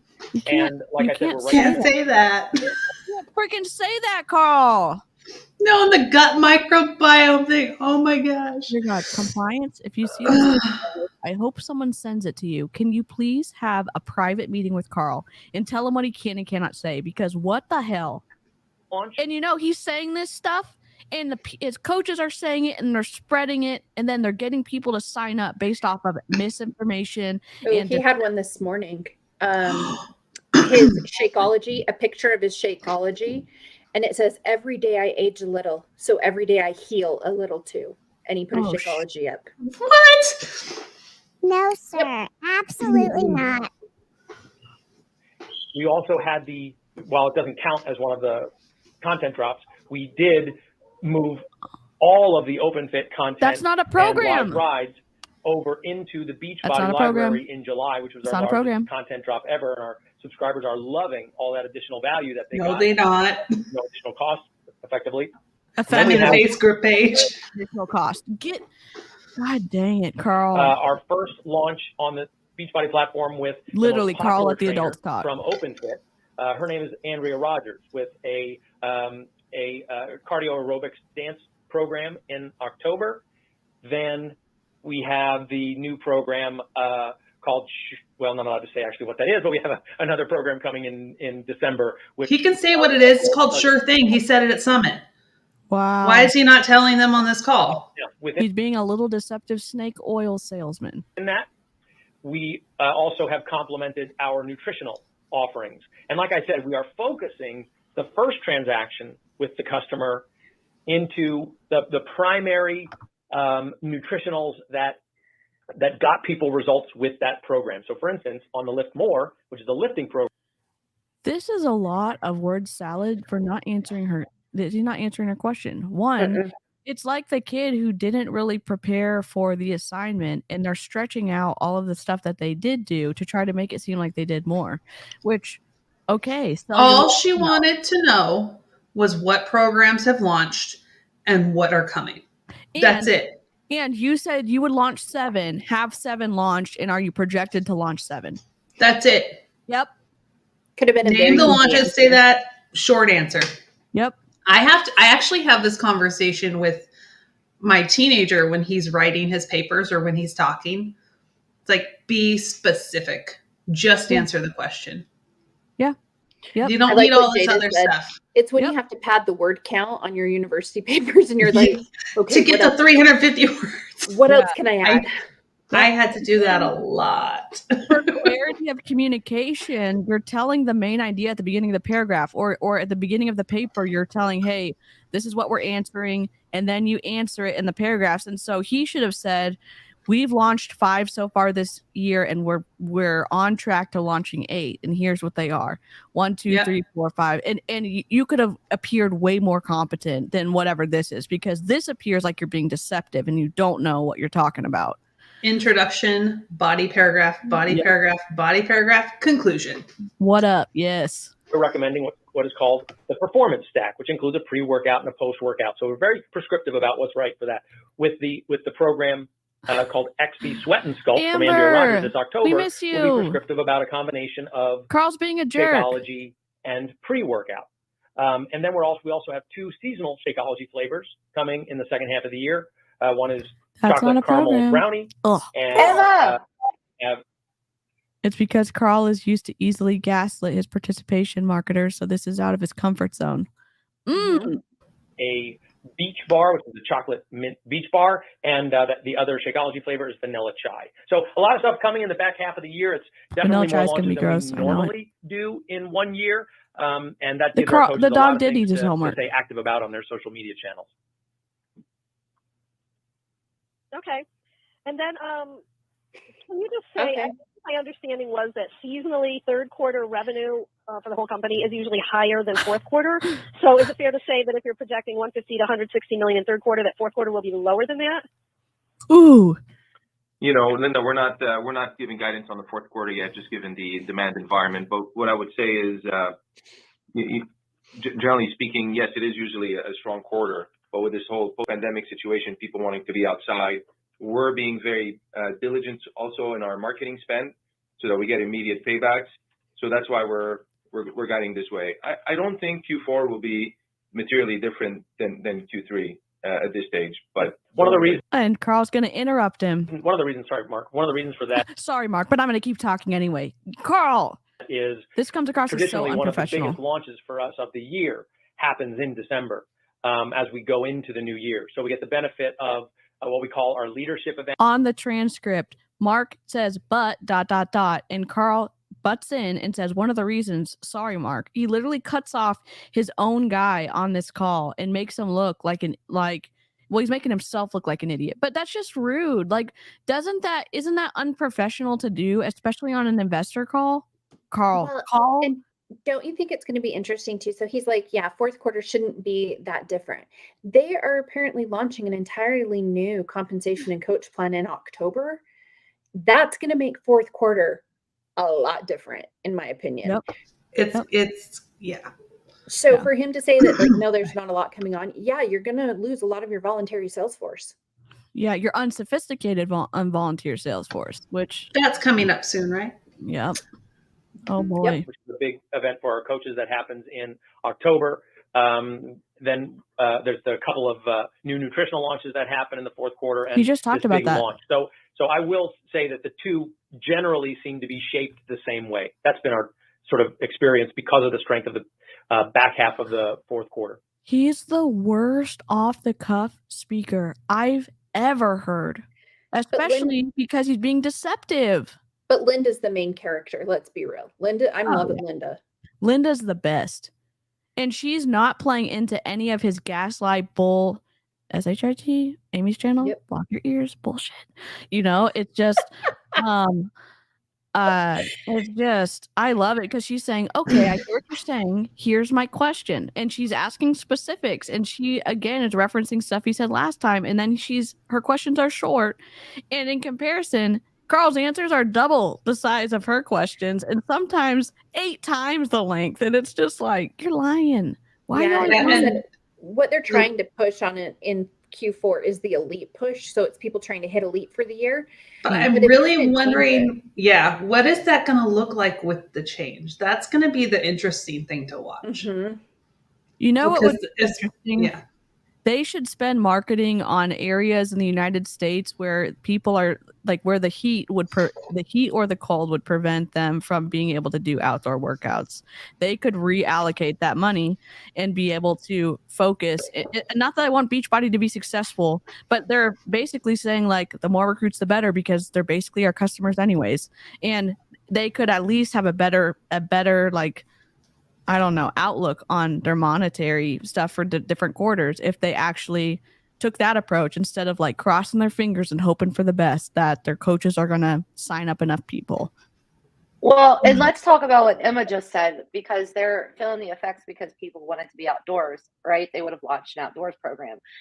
What was it? I think 2020 or 2021, they launched the running program that was outdoors. 30-day breakaway. Right? Yeah. So the downfall of that program is, I mean, I don't know about you, but when I'm running, I don't want to hear somebody talking to me in my ear the entire time. I certainly don't want to hear Grease. Yep. I don't want to hear there's no music, nothing that comes along with that program. When you go outside, you have the outdoor audio, and that's her talking to you through your run. That's it. There's no, like, maybe there's like elevator music or whatever, but there's no music. I mean, I've done Peloton runs and even walks outside, you know, and they're great. One of my favorite ones to do is a Beyonce outdoor power walk. And because it makes me feel inspired, but they don't have that. You know why? Yeah. Because they didn't want to pay for the royalties to have that music included on their app. I know why they didn't do it. It's expensive. And Peloton, literally Peloton's doing everything right in terms of creating an app and giving people what they want. And Beachbody is saying, oh no, we're trying to overcome this stuff. I want to see Peloton's numbers because I bet they saw a boost. They saw a bump during the pandemic and they're still seeing a bump. I would assume that. Yeah. God dang. Carl. No, Carl cannot afford Beyonce. Nope. Beyonce wouldn't be. Okay, and then Yep. Finally, so is my understanding in terms of this new debt financing that you will actually put that debt on the balance sheet? Is that correct? And if so, at what interest rate is that? Yeah, Linda. So there's 2 components. There's the $50 million. We'll put that debt on the balance sheet, and then the access to the additional facility is subject to additional terms and will not be put immediately on the balance sheet. On the first $50 million, the interest rate is SOFR plus a component of cash and PIK. The cash is 7.15% and the PIK is 3%. Wow. And what I would say is this is all about creating liquidity on our balance sheet. This is we remain confident and comfortable that we could fund our operations through existing cash flows. This is all about just precaution and liquidity management. They're out of cash. So you're saying the interest rate is essentially SOFR plus 8%-ish? SOFR plus 10.15 if you add the cash component and the PIK. Oh yeah, sorry. Okay, okay, gotcha. Okay, and can I just ask you, you know, the other weight loss companies, Weight Watchers, Medifast, they haven't been doing so well either, and they have different problems. I mean, Weight Watchers has membership. They're not gaining any membership, whereas retention has been good. And Medifast, they're finding retention has fallen off because people don't want to order the second month of food. So if you had to characterize maybe your business in terms of the consumer and how they're behaving, like maybe you could give us a little color. Is it more new membership growth or is it more the retention that's suffering? Like give us a little bit more color on kind of what you're seeing. Yeah. I would say that it's Let really the other guy talk. You know, if you know, I don't have any kids. Say I don't know. Yeah. Say I don't know and talk to Mark. Good God. I don't know. Oh my God. Uh-oh. Let me try to let's see. I'm going to send it. I'm sending Amber the link. 1 second. Oh wait, I hear Amber. What Yay! Amber. She's all back. Yes. Okay. It started raining, so Just kidding. I'm so excited you're here. Jada, I am with you. I am a Linda stan right now. This is fantastic. We're incredible, Linda. I hope you get a raise this year. I hope you get a promotion. I don't know what you do at your firm, but we love you. We love you, Linda. Basically, Carl is talking word salad and Linda is not having any of it, and we're here for it. and Linda's the one that asks him the question that leads into the him calling the coaches the volunteer workforce, right? Okay, yeah. Yep. We like Linda. We like Linda. It's coming. Question. I think that's a really good question. I don't know the answer, so I had to say that so I could give myself time to think. Primarily, the activity of our network had more headwinds from this current environment, as any direct-to-consumer company would have, exacerbated by the complexity of the nutritional offerings that we made, which that is what we're improving, okay? No way. Because we gave so much. Because we did so much, people didn't buy it. This is a real consumer-facing merchandising issue that, you've got this volunteer sales force, effectively. They're not employees. They're just trying to do their workouts and inspire people on social media. And F you, Carl Daikeler. Did everybody hear that? Volunteer. Can we rewind that and play that again? Yeah. One more time, y'all. I'm rewinding it 30 seconds. Consumer company would have, exacerbated by the complexity of the nutritional offerings that we made, which that is what we're improving. The offerings were not complex. Nice try. This is just a real consumer-facing merchandising issue that, you've got this volunteer sales force, effectively. They're not employees. They're just trying to do their workouts and inspire people on social media. F you, Carl Daikeler. Seriously. Volunteer sales force. And the thing is, the cognitive dissonance is just so rampant in the coaching community that they won't believe that he actually said that, even if they hear him say it himself. No. They'll come up with a reason, with another excuse as to why he didn't really mean what he said. But as we know, from what Emma told us a while ago, that Carl doesn't want his coaches to be educated. Nope. He would rather they not be educated. So Screw you, Carl. Seriously. And again, the idea that you encouraged the dudes in Beachbody to treat women the way that they did on that stage when we reviewed the coaches with their speeches. Give me a break. I'm so mad I missed that day because I had so much to say about that. Yeah, they're just a bunch of misogynist creeps. It's bad. In my opinion. I mean, I was saying on that Beachbody Husbands call that I wasn't able to grab before Dylan went and scrubbed it from the internet.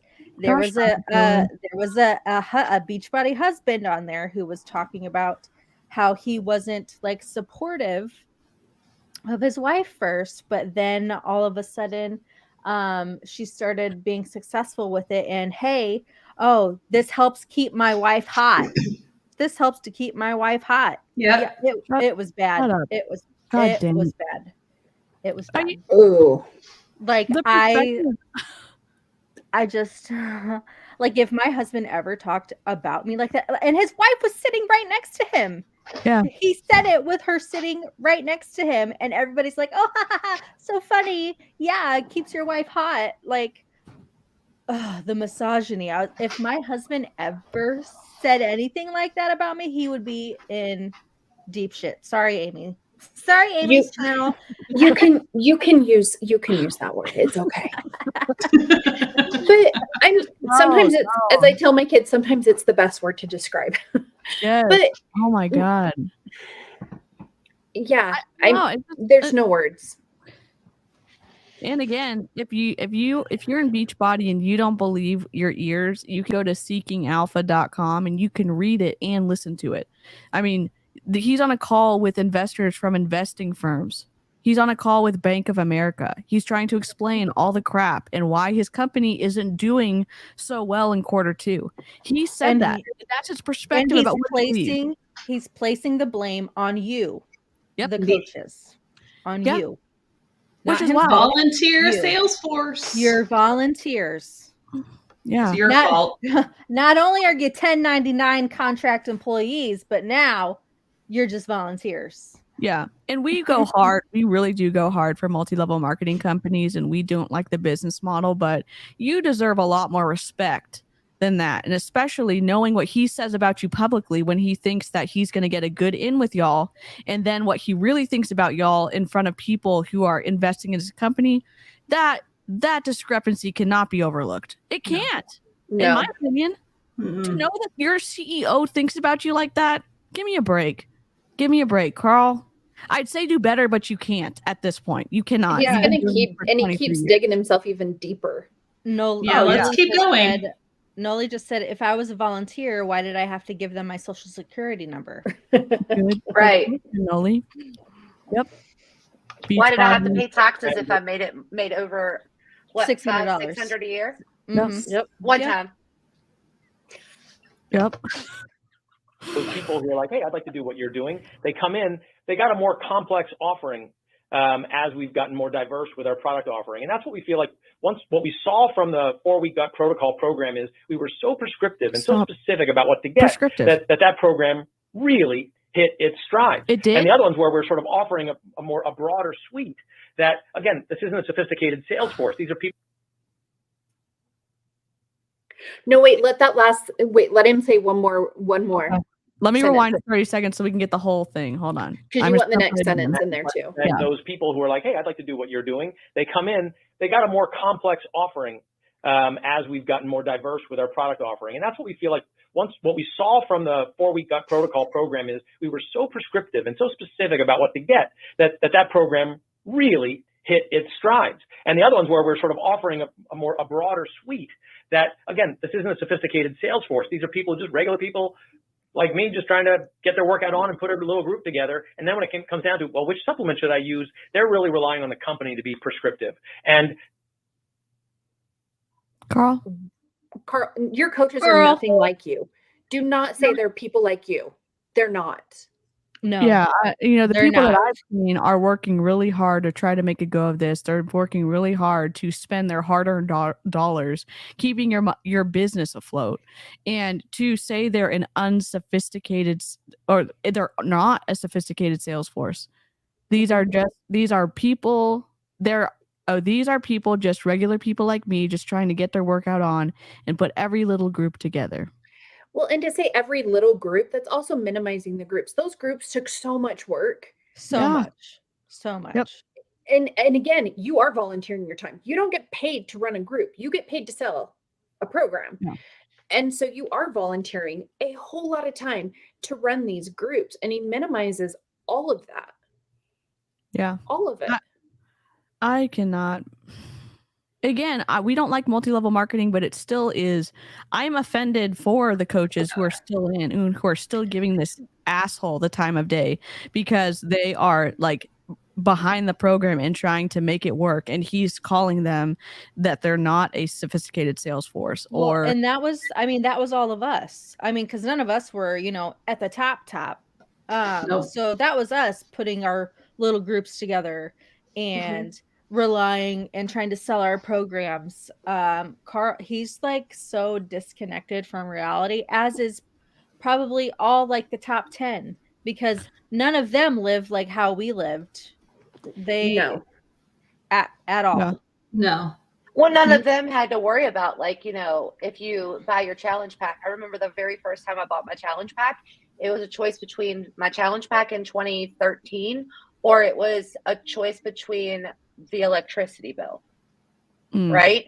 And I'm saddened to say that I chose the Shakeology challenge pack and just prayed that the electric company wouldn't cut our freaking electric off. Yeah. Right. Yeah. Because I was sold the dream. I was sold the dream.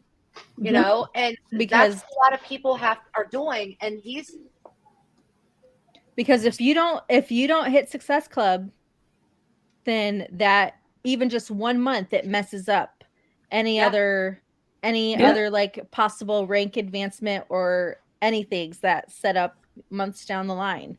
If you aren't consistently, and for me, if I wasn't consistently hitting Success Club, you know, my coach didn't even want to be associated with you. So well, and keep in mind too, like then once you do finally hit a rank, you have to work so hard to maintain that because you're just in the qualification period. So you hit it, but then you have 6 weeks that you have to maintain it. And it is the most stressful time, just trying and trying and trying to make sure if anyone drops that you have a replacement. And he doesn't understand. He has no clue what he has done to them. Yeah. And if I would have heard this as a coach, that definitely would have been like the last straw. Yeah. Mm-hmm. I just keep going back to saying how he keeps saying how complex their offerings were. Total Solutions Pack. You get the program or Shakeology, or you buy the program and the performance line. How is that complex? Yeah. You know why it's complex? Because if you want to get the ultimate portion fix and have access to that, you had to buy that separate. For him to say too, you know, they are depending on us to be the experts, but then they refuse to give you meal plans. They freak out if you ask questions. So you don't have anyone to go to. There's no one to go to. No. Yeah. You're just constantly running in circles for the correct answers because Carl doesn't want his coaches to be educated. He doesn't want them to. Emma asked him to his face about, getting some sort of certification that would help them help their customers more. And he said, no, he would rather they not stay educated or get themselves educated. Just put out what they give them to put out. And that's that. And because that's that, and you're not able to answer any questions anybody has. And don't ask any more questions. Don't ask any question that is dissenting, or challenging. Well, when you think about it, usually when you're educated, you know better, and so therefore you do better. So he doesn't want that to happen. Yeah. Now, and Noli just said this. Now, to even get the leads, you have to have a body. Wow. You have to pay to play. Wow. And emeralds aren't going to get leads anymore. And emeralds don't get leads anymore. No, you have to be diamond. That's wild. That was literally the only way I made extra money. Mm-hmm. Wow. That's what we're fixing in the back half of the year and into 2023. So I would say it's fixing your sales force. A bit of the environment that we're in, as Mark said, people are traveling. Now's not necessarily the time. Affiliate marketing is coming. You don't know how long you're going to be able to be out and about.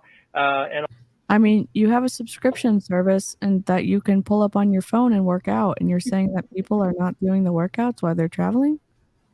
Not that you have to. That was the whole point. That's the whole point of the Body app or the originally having the Bot app for them switching over to it was like, oh, when you travel, now you don't have to lug your DVDs around with you. Yeah. Having a DVD they're too busy. player. Ladies, they're too busy trying to find food. Oh yeah. Well, and also think about the complexity of the workouts now, right? Like back then when Body first launched, there were a lot more like programs that you could actually do when you're traveling because if you don't have access to equipment, right, then you can just do T20, for instance, right, without the steps, or T25, or those types of things, just to keep you moving, right? They don't have that stuff. Yeah, it's on the Body app, right? But they don't have newer programs like that. They really don't. The newest one would be the Job 1, but then you still need bands and some light dumbbells. Yeah, they're missing. They don't. Carl's just frustrated. And again, in their policies and procedures, it specifically says, do not engage with people who have created negative posts about Beachbody because it tarnishes, Beachbody's reputation. So again, they're reinforcing this idea of not asking questions. And again, that's what cults do. Yep. Yeah, it is. Oh, Carl. On the other hand, some of the weakness or friction in the merchandising that we're cleaning up. Okay. Thank you very much. Thanks, Linda. Thanks, Thank Linda. you for your question. Our next question comes from Kamil Gajrawala with Credit Suisse. Please go ahead. Hi, guys. Good morning. I guess first a question on liquidity. Is there, with the increased funding, are you now and with this, I guess, changes in your CapEx and your cash burn rate, are you now past the point where we're thinking about if there's 6 months of liquidity left or 12 months of liquidity? Do you think this is sufficient, or is there perhaps you have to come back to the market? Yeah, Kevin. Look, what I would say is we already felt that we didn't need additional cash to make the changes we're making in the business. He just said they did earlier on in the call. Didn't Carl say like they did all this stuff? They had to free up some cash? Mm-hmm. And then okay. Yep. Down to $6 million this past quarter. Really, the increment going forward is a lot more control from our part to make changes to our platform to position it for growth. And so this liquidity we created with this debt facility is actually not to get out there and spend it and fund our operations. We're funding all that through existing operations, all the changes we're making. So I think honestly, so why do you take out the money? So we don't foresee going out and needing any more capital. Okay, great. And then can you talk maybe just a bit about the trends you're seeing on customer acquisition and such, particularly you're in the middle of this large launch. What do the costs look like in this environment versus what they might have looked like a year ago? Just giving us kind of a general sense on, is it getting more expensive? Is it getting more efficient? Can you just maybe talk a bit about what you're seeing there? You mean the cost of acquisition? Yes, customer acquisition. Okay. Sorry. Yeah, that has remained steady, quite honestly, and it's not the primary driver of the business. The primary driver of the business is the flywheel is we create great content. That content is put in the hands of people like who love Elizabeth what Beachbody Holmes. does. They're called our coaches, and they put groups together that bring people together to go through that program. In this case, Lift More is an 8-week program. The cost of acquisition in the coach network are all direct, meaning we don't experience those costs unless a sale is made. So the only question is demand sufficient? And we're very pleased with how Lift More is doing here. It's not you wouldn't normally think as the summer as being the peak of fitness and weight loss season. And the approach that we took with this, because it's a sequel to one of our most popular programs called Lift 4, has really been to lean into this concept of the people who love Lift 4 to follow on with the sequel. Our network of coaches is primarily female, so it's been great to see that this particular program is also appealing to men, and couples are doing it together. So are as they? Here we are in really the first week of August or so. So he's telling a story, and he hasn't told us how many people are participating in Lift More in comparison to percentage. I really thought he was about to say the quiet part out loud when he was talking about the main driver profit driver comes from the coaches building teams. I really thought he was very close to saying that. So close. Well, so it's been really funny. I don't know if you guys have watched any of the coaches who have been doing it as a couple. Yeah. The women are still doing it. The men are not. They may show up every once in a while in the workout, and then the women make sure and point out. They're like, "Oh, look who's back!" And it's like, "Yeah, he hasn't been there for 3 weeks." Wow. Yep. So do the investors know that this is a multi-level marketing company? Yes. Yes. Okay.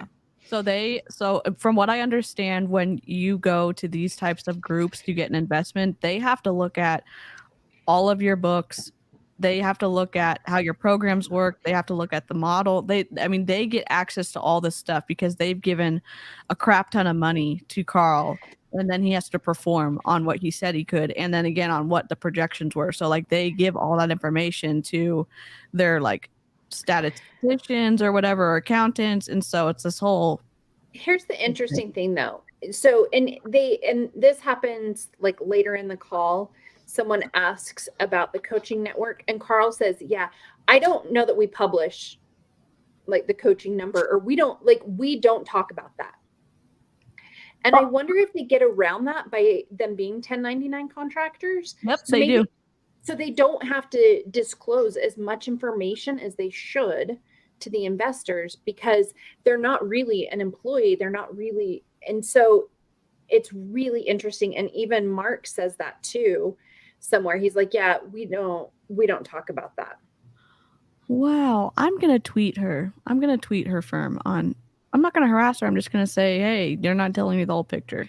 I'm sure they have people who find out more, but there's no way. There's no way they know. One earlier or later on, and she's like, you did mention for Q1 your sales marketing out of 106 million, that was 70 million was related to the sales commissions to the coach network.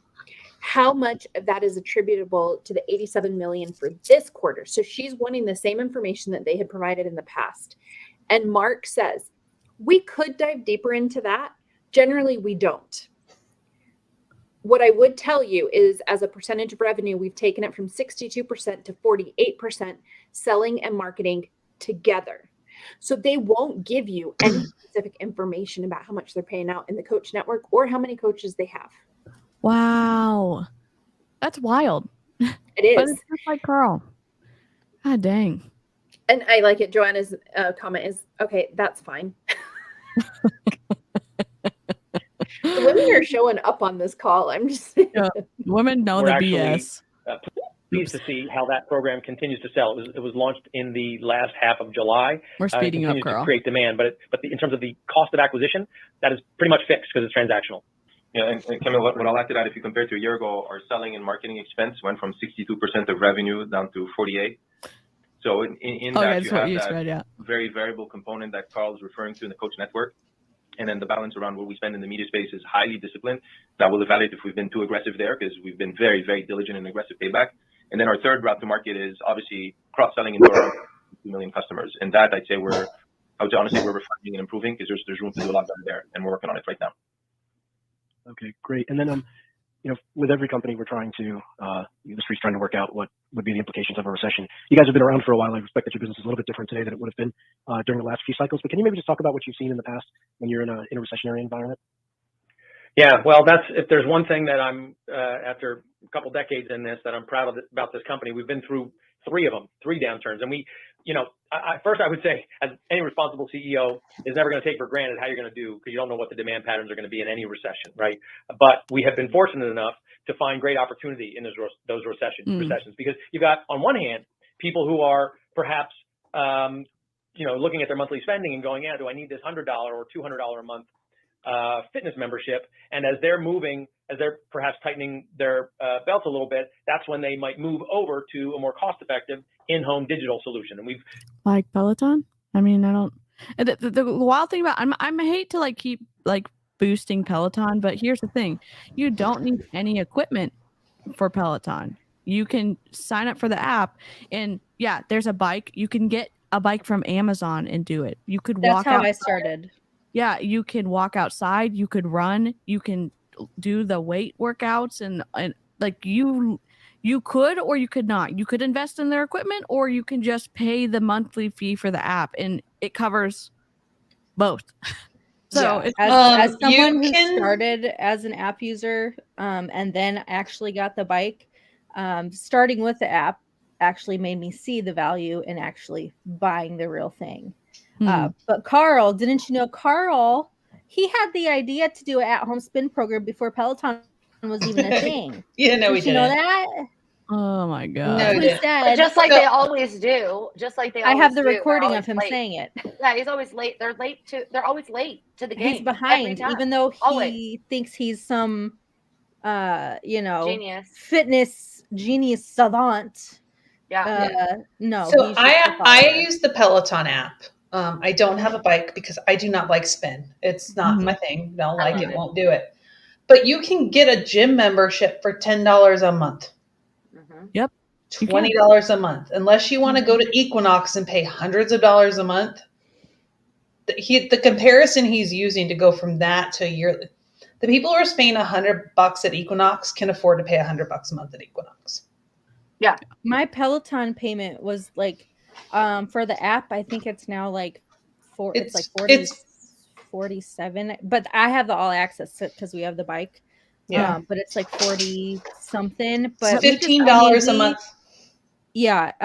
And we actually did the Affirm payments on it, and we paid it off in a year. So we already have the bike paid off. And I'm getting ready to do one too. And yeah. And it actually, the payments that I'm going to have, the membership is included in the payments. Yeah. That's awesome. That's awesome. Amy, but even like a lot of to- people, I was gonna say a lot of people like check with your works, like because at Jake's previous hospital, they had like a fitness center on campus, and we got to work. The employees and family members got to work out there for free. So yeah, you know, and some insurance companies will pay for gym memberships. Also, some insurance companies will reimburse you for the Peloton as well. The Peloton membership. Peloton gym memberships. You just have to check with your insurance company whether you pay and they reimburse you or they just pay it. Benefited by that a number of times. Likewise, our coach network actually gets more productive in a recessionary environment for two reasons. One, the household is trying to offset higher prices from inflation, but also contraction inflation. Primary income has this requirement of motivating them. I like how there's inflation when there's talking to investors, but it doesn't exist when he's not talking to investors. It's right? Funny. To be a little bit more aggressive about how they might get productivity in helping other people get started with a Beachbody membership. So we sort of get this little bit of a tailwind that happens because of where we sit in the economics of a recession. But like we can look back to 2008, 2009, we actually experienced double-digit growth back then. And I don't see any reason for us not to. We experienced double-digit growth back in 2008 and 2009, but how come you cannot explain why you're not growing during the pandemic? You know, I just think it's interesting that you said, wow, we were successful back here and we can't show those numbers here. It's confusing. It seems a little sneaky. Yeah, a little fishy, Carl. Just a little bit. Yeah. Hey, Peanut. A little sus. To possibly be the benefactors of the economic environment. You didn't say nothing, Carl. Our next question comes from... Thank you for your question. Our next question comes from John Comp with Baird. Please proceed. Yeah, hi, thank you. Just one follow-up on the guidance to start, Mark. Would you be willing to just clarify what you're His audio is bad, sorry. For the adjusted EBITDA loss piece and then the cash usage piece, just within the comments that you've given for the guidance? So the question was just one follow-up on the guidance. To start, Mark, would you be willing to just clarify what you're expecting for the adjusted EBITDA loss piece, and then the cash usage piece just within the comments that you've given for the guidance? Sorry, his audio was messed up. Yeah, absolutely, John. Look, I'll say one, I would say most importantly, the cash usage would likely be comparable to the adjusted EBITDA. That's number one. Number two, like I stated, we do have a $7 million expense in that Q3 that relates to our Coach Summit. $7 million for Summit? That's how much that cost? Wow. That's well, I mean, if you think about it, they rented out the whole like Bush brew house and the stadium and all these other, extravagant things. But not included in that $7 million was feeding the coaches. No, but they didn't feed them. Yeah. Nope. Coaches had to pay. That's my thing. I went to Vegas with my whole For entire Shakeology. sales company, right? With the whole sales board. And I know that it was like a fraction of that. I know it was about maybe $1 or $2 million for all of us to go to Vegas, but they fed us. They paid for our airfare. They paid for our hotel rooms. They paid for us breakfast, lunch, and dinner. They paid for us to have extravagant things to do on our excursion day. What did they pay $7 million for at Summit? To make themselves look good, I guess, and to screw over the coaches. God dang. That's frustrating. What? Man. I mean, they're just hemorrhaging money at this Do point. they pay for the top coaches' hotels? Yep. What? Oh, they don't? I know they do the super trainers, I They thought. do the super trainers. I don't know, maybe the top 10. I don't know. Emma, do you know? I don't know. Usually, because I mean, when we went to Summit, we'd all have to like get in a group and split, you know, the cost. See, no, they don't. No, they So don't. what are they paying $7 million? Wow. Just the rental stuff. It was $6 for a Shakeology. Oh my God. That's But Amy Bailey just shared that it was $4.01 for a serving. Are they allowed to do that? The reason I ask is because in the guidelines, it's, well, I mean, I guess it's Beachbody doing it, so it doesn't matter. But coaches themselves are not allowed to up price things. Cash usage would probably likely be comparable. And frankly, a lot of this does relate, like I said, to our deliberate and controlled investment in our platform and some of the changes we're making that Carl spoke about as well. Okay, maybe just one follow-up if I could. It looks like the cash outlay for property and equipment for the year was about $19 million in the first 2 quarters. Could you maybe further break down what that's attributed to, and then what should property and equipment? The full year number be comparable to that $19 million? Holy crap! Yep. $19 million for property and equipment over 2 quarters for the first 2 quarters of the year. Oh my gosh, that's expensive.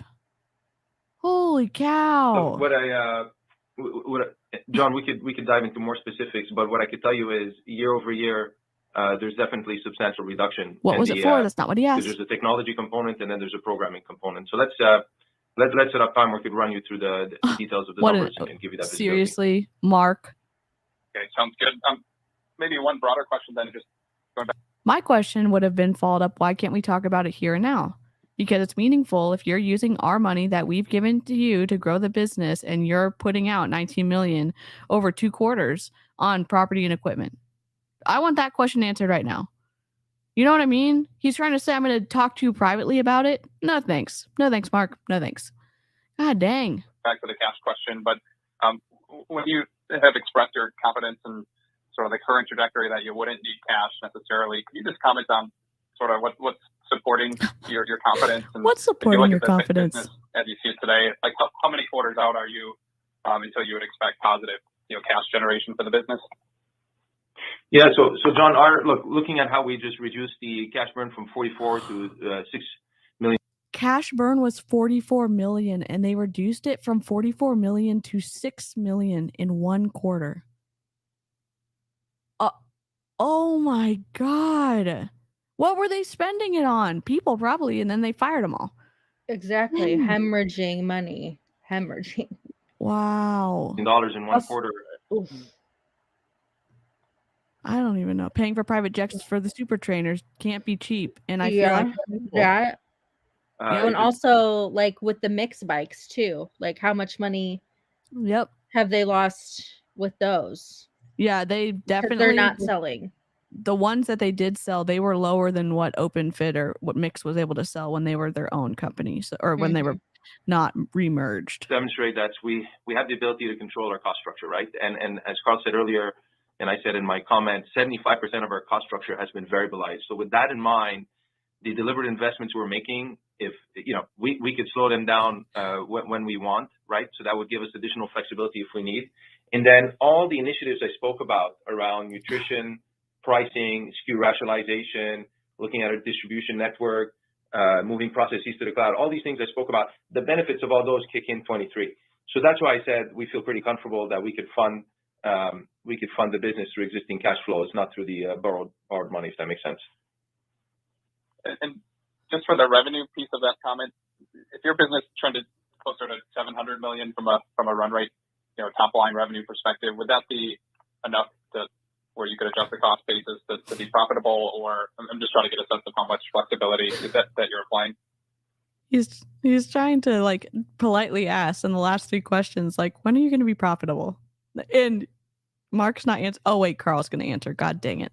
Yeah. I would tell you, John. He's going to answer. We're obviously it's Carl. This is a healthy growing market, right? There's some short-term Oh, headwinds. that's a mistype. Coming out This of the is Mark. pandemic and let's say the upcoming recession. But long-term, we're still believers in the long-term growth of this market. So we're still investing to position the company for growth.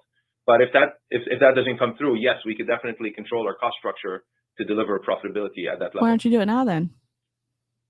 Okay, appreciate all the comments. Just maybe last one, Carl or Mark. I'm just curious, what have you seen in the coaching network? I don't know if you can share kind of numbers of coaches and how that's changed, and some of the changes within the network over the past few quarters. Is there sort of a natural headwind to growing the business until you anniversary some of the changes? Any color there would be helpful. Thank you.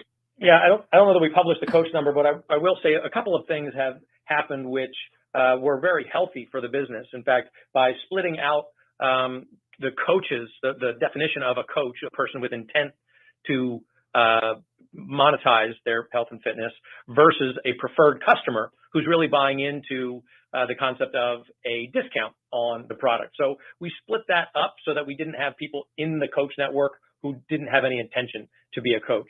That has actually. Or Carl, did you split it up to hide the fact that your company is actually a pyramid scheme? Because you have more coaches than actual customers, because the coaches are the customers. Yeah, I mean, through it, Carl. They make a profit, or they have margin when coaches buy the product from them. Because in a normal traditional business model, if you're buying wholesale, there's some built in, but in a multi-level marketing situation, the product has so much cushion built in when the coach buys from the company that they are the customer. Because like that same, you're barely getting a discount at 25% or whatever it is if you're a customer. If you get that discount from a coach. Yeah, it's not really a discount at all. Even with your coach discount, it's not. Yeah, $15, $15. But you end up paying that almost, right? Because of your monthly subscription for a coach. Yep. Right? Yep. Yeah. I mean, either there's something with the FTC going on, or they're trying to avoid something in courts, because Advocare had to restructure completely, and it was a big deal. So I maybe they're trying to do that, but again, it also sounds like they're hemorrhaging money. So it could be a lot of different things. But by having that designation, we've accelerated the number of preferred customers that came on. Likewise, the people who actually intend to be coaches, we can isolate them, train them appropriately, and listen to them for what they're looking for. And that's the other dynamic. We've and I don't want to get ahead of myself in terms of what we're working on and excited about for 2023.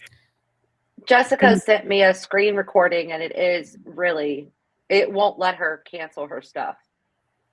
Oh, wow. At all. Wow.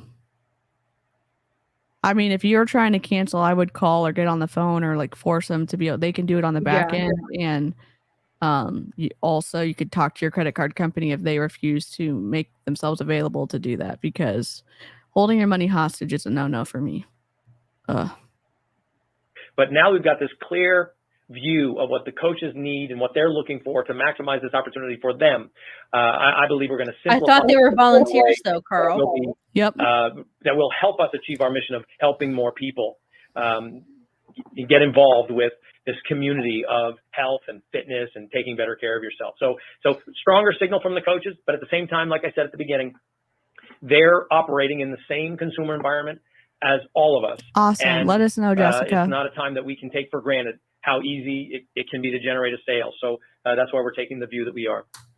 Yes, Susan, you do have to pay the coach fee every month, because if you don't, you won't be active and you won't be able to get paid or be able to hit SC. You have to pay it. Yep. Thank you, John. Okay.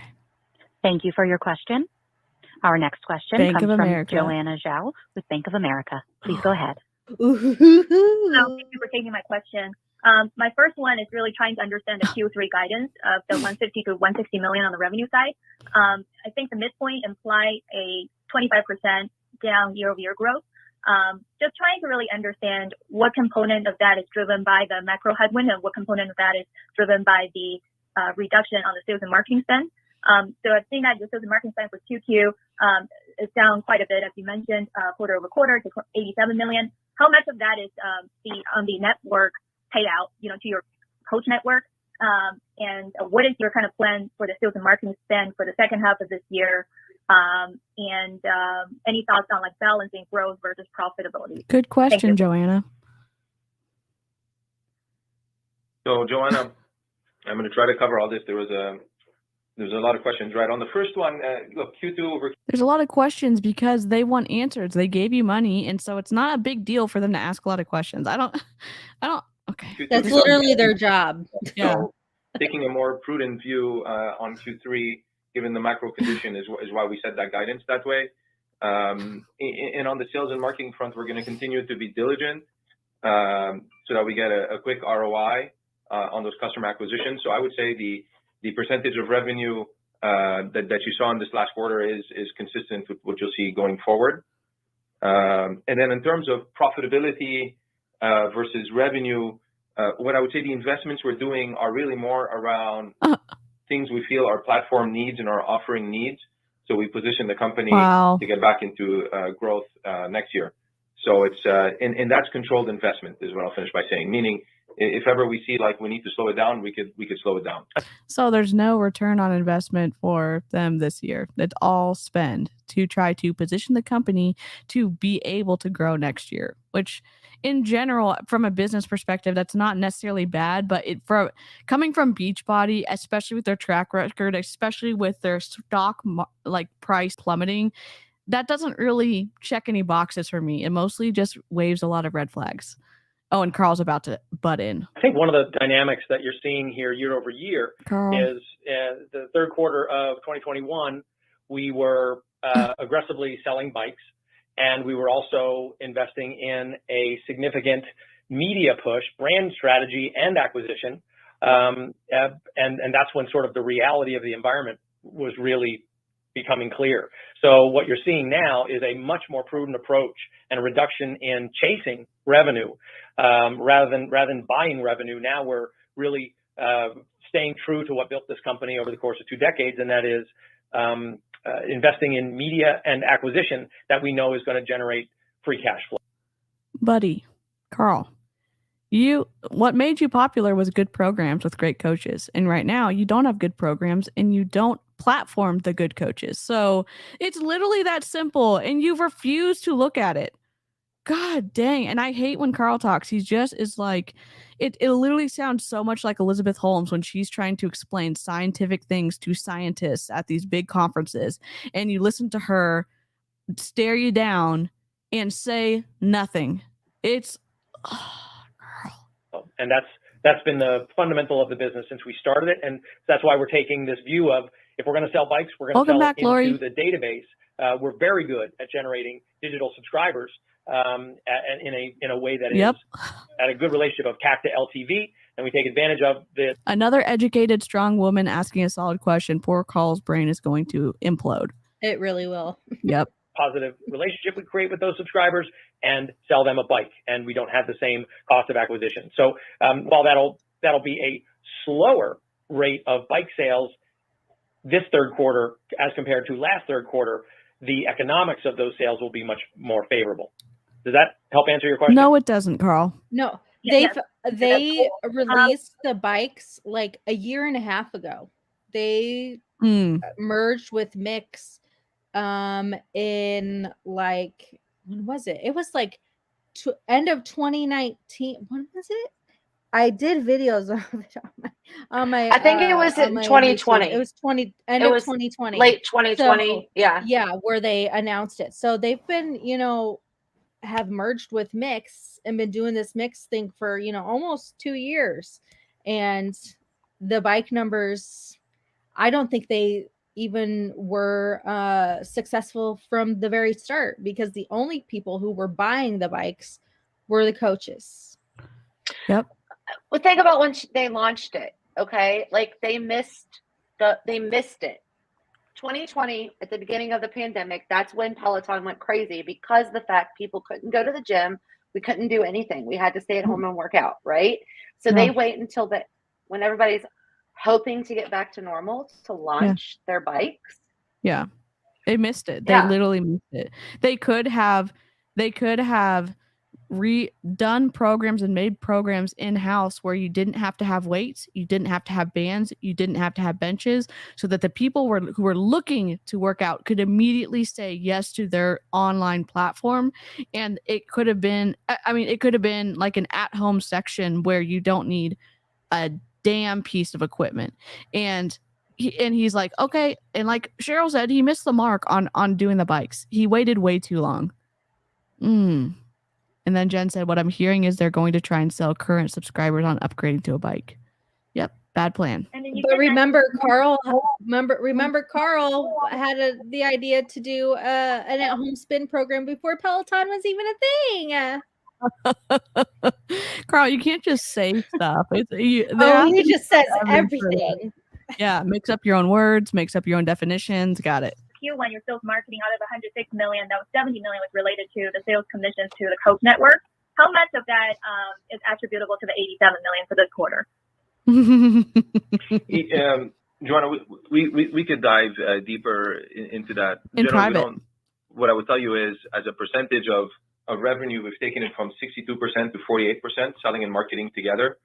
And then sequentially, from Q1, you did see a pretty nice reduction in overall spend by 19%. We don't usually disclose how much of it is coach compensation versus media acquisition. You need to. You absolutely need to, Mark. So if you miss Joanna, you can't leave that out. Yeah, it's literally the heartbeat of your business. The coaches are the heartbeat of your business, and maybe Shakeology too. So Joanna asked, yes.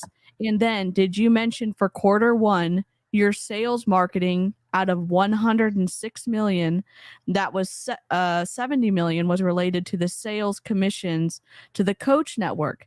How much of that is attributable to the 87 million for this quarter? So they could have said, okay, here's the percentage of what we paid out to coaches. And he said, well, we normally don't talk about it. Well, they talked about it a few years ago I don't know.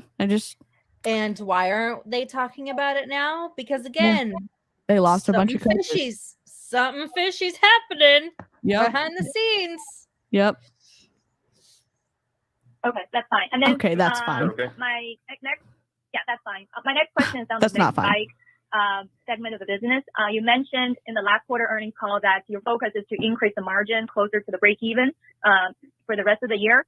Do you feel that your plan is still on track to meeting the break even target by the year end, or has that been pushed out? And what are your plans with the mixed bike business if the margin doesn't really or cannot get to close to break even? Have you thought about potentially divesting that bike business? Have you thought about potentially getting rid of the bike business if you can't get it to the break-even point? Good question, Joanna. All of the smart, intelligent women who are asking amazing questions on this call, incredible. And can you imagine if they do like cut ties? Like, there's going to be a lot of pissed off coaches. Oh, yep, there totally is. Yeah, Joanna, look, what I would say is, first of all, in the gross margin, a substantial portion of the negative gross margin was related to non-cash reserves, 15 out of the 20 million. So one, it makes it look a lot more negative than what it is. Number two, when we look at the holistic view of a bike customer, we don't look at it just as the upfront bike sale. We look at it more as the bike sale plus the monthly subscription, and their retention and engagement tends to be higher, which is a positive in that LTV formula. And then, I think in terms of trying to make sure we're not participating in price wars to create more negative margin on that front, given the market situation, this is where, the good thing about us is we can sell it to our existing customers, right? So I think trying to push that way reduces the customer acquisition cost, which has a positive impact on the gross margin. Thank you for your question. There are no questions waiting at this time, so I'll pass the conference back over to Carl Daikeler for closing remarks. God dang. Okay, well, I appreciate everybody. We ran a little bit over, but thanks everybody for joining us today, and thanks for your interest in the Beachbody Company, and we look forward to talking to you again next quarter. Thanks, everybody. Your interest in the Beachbody Company, they invested in your company. It's not just interest. I mean, yeah, they're interested, but they didn't just show up like millions of dollars, Carl. Yeah. Come on. Give me a break, Carl. Give me a break. If y'all want this link, because we're not hoarding information here, live chat, there's the link for the call. I'm going to quickly put it in the description. I'm going to put it in the StreamYard description for everybody while we're still live, so y'all have it. Yeah, Noli, exactly. He couldn't wrap that up and run away any faster. Yep. No. Toward the pants, liar, pants on fire is more like it, Carl. Yep. Oh my gosh, that'd be such a good reel. We should. There is a liar. I think Tour de Pants is starting soon, is it not? Isn't the Tour de Pants starting soon? All right. Yes, it's either starting soon or it's about to start. Save changes. Okay. Oh no. Emma said they put the coding for the bike in Chinese so it can't be hacked to switch. And she knows that because her husband is a computer hacker. Wow. Are y'all ready? Y'all ready? Yep. Listen. Yep. Lies, and more lies, and lies on top of lies. Oh, lies, yeah. Lies, and more lies. I just sent gosh, that to you all. Somebody make one. Okay, good. Okay, love it. I'm gonna send you this link for y'all so you can update your descriptions on your YouTube deal so other people can click on it. Because the whole point is like Carl actually said all this stuff. It wasn't us like voice changing it. He said it on an investor call. Carl. God dang it, Carl. Carl. My twang, my Texas twang is getting me in trouble, and I'm just God dang. Carl's exhausting. Absolutely exhausting. He doesn't say a damn thing. He doesn't. Sorry, Amy's channel. Sorry, he doesn't say a darn thing. I mean, Mark should have led that call, and Mark also was evasive too. So too many smart women asking real questions. Yes. Yep. He's not used to that. Hopefully, we're going to be able to do more snarking upcoming. I don't know what y'all think about that, but I think we were wanting to do maybe something every 2 weeks, or I don't know. Oh yeah, I would love to do more snarking. Yes, I'm always down for more. Yes, because because the gifts just keep on giving with this company. So it really does. I mean, yeah. Yep. If y'all also live chat, if y'all missed the unlisted link for Ashley Molstad's Patreon podcast and you want it, you can DM me on Instagram. I will just want to verify your YouTube account because I'm trying to like not get sued by Ashley right now. So I am going to turn it public eventually. I'm just kind of gaining the courage to do that. When are we snarking on our past hun selves? That's a great question. I don't know. Snark-tember. Oh my god, that would be amazing. We could put a little scarf on our scarf. We could do like 2 videos a week, 1 to 2 videos a week. One where we like snark on whoever's we feel like the topic of the week. Yeah. Yep. And then one where we snark on ourselves. Yep. Or Snark-tember is great. I love it. Yep. Go eat some vegetables, Cheryl. I'm gonna find some. Don't you worry. Yeah, in that food desert you live in, where you don't have access to any healthy food. Oh my god. We do have some, I promise. Gosh dang. Kat, I mean, I don't know. I don't understand why they're so set that they can't find healthy food anywhere. It's just because like someone said, because of the survey that went out that was asking if customers would be interested in like a meal service, meal delivery service. I totally think this is why Autumn and all of them are like, oh, I cannot find healthy foods while traveling. It's setting up for the launch of the meal delivery stuff. Yeah. So. Yeah, I am gonna try. I ordered the vanilla chai. I need to try the other ones. If you know someone who has the seasonal ones and I can buy like just one thing, because freaking Shakeology tub's expensive and then I gotta return it. So Vicky, we can snark on Autumn all day. I have quite a few videos on my YouTube where they're just dedicated to Autumn. So yeah, and Jen, I DM'd Kat. She has not responded to me yet. Sweet. All right. Well, I'm going to go ahead and play the outro. And it's been incredible.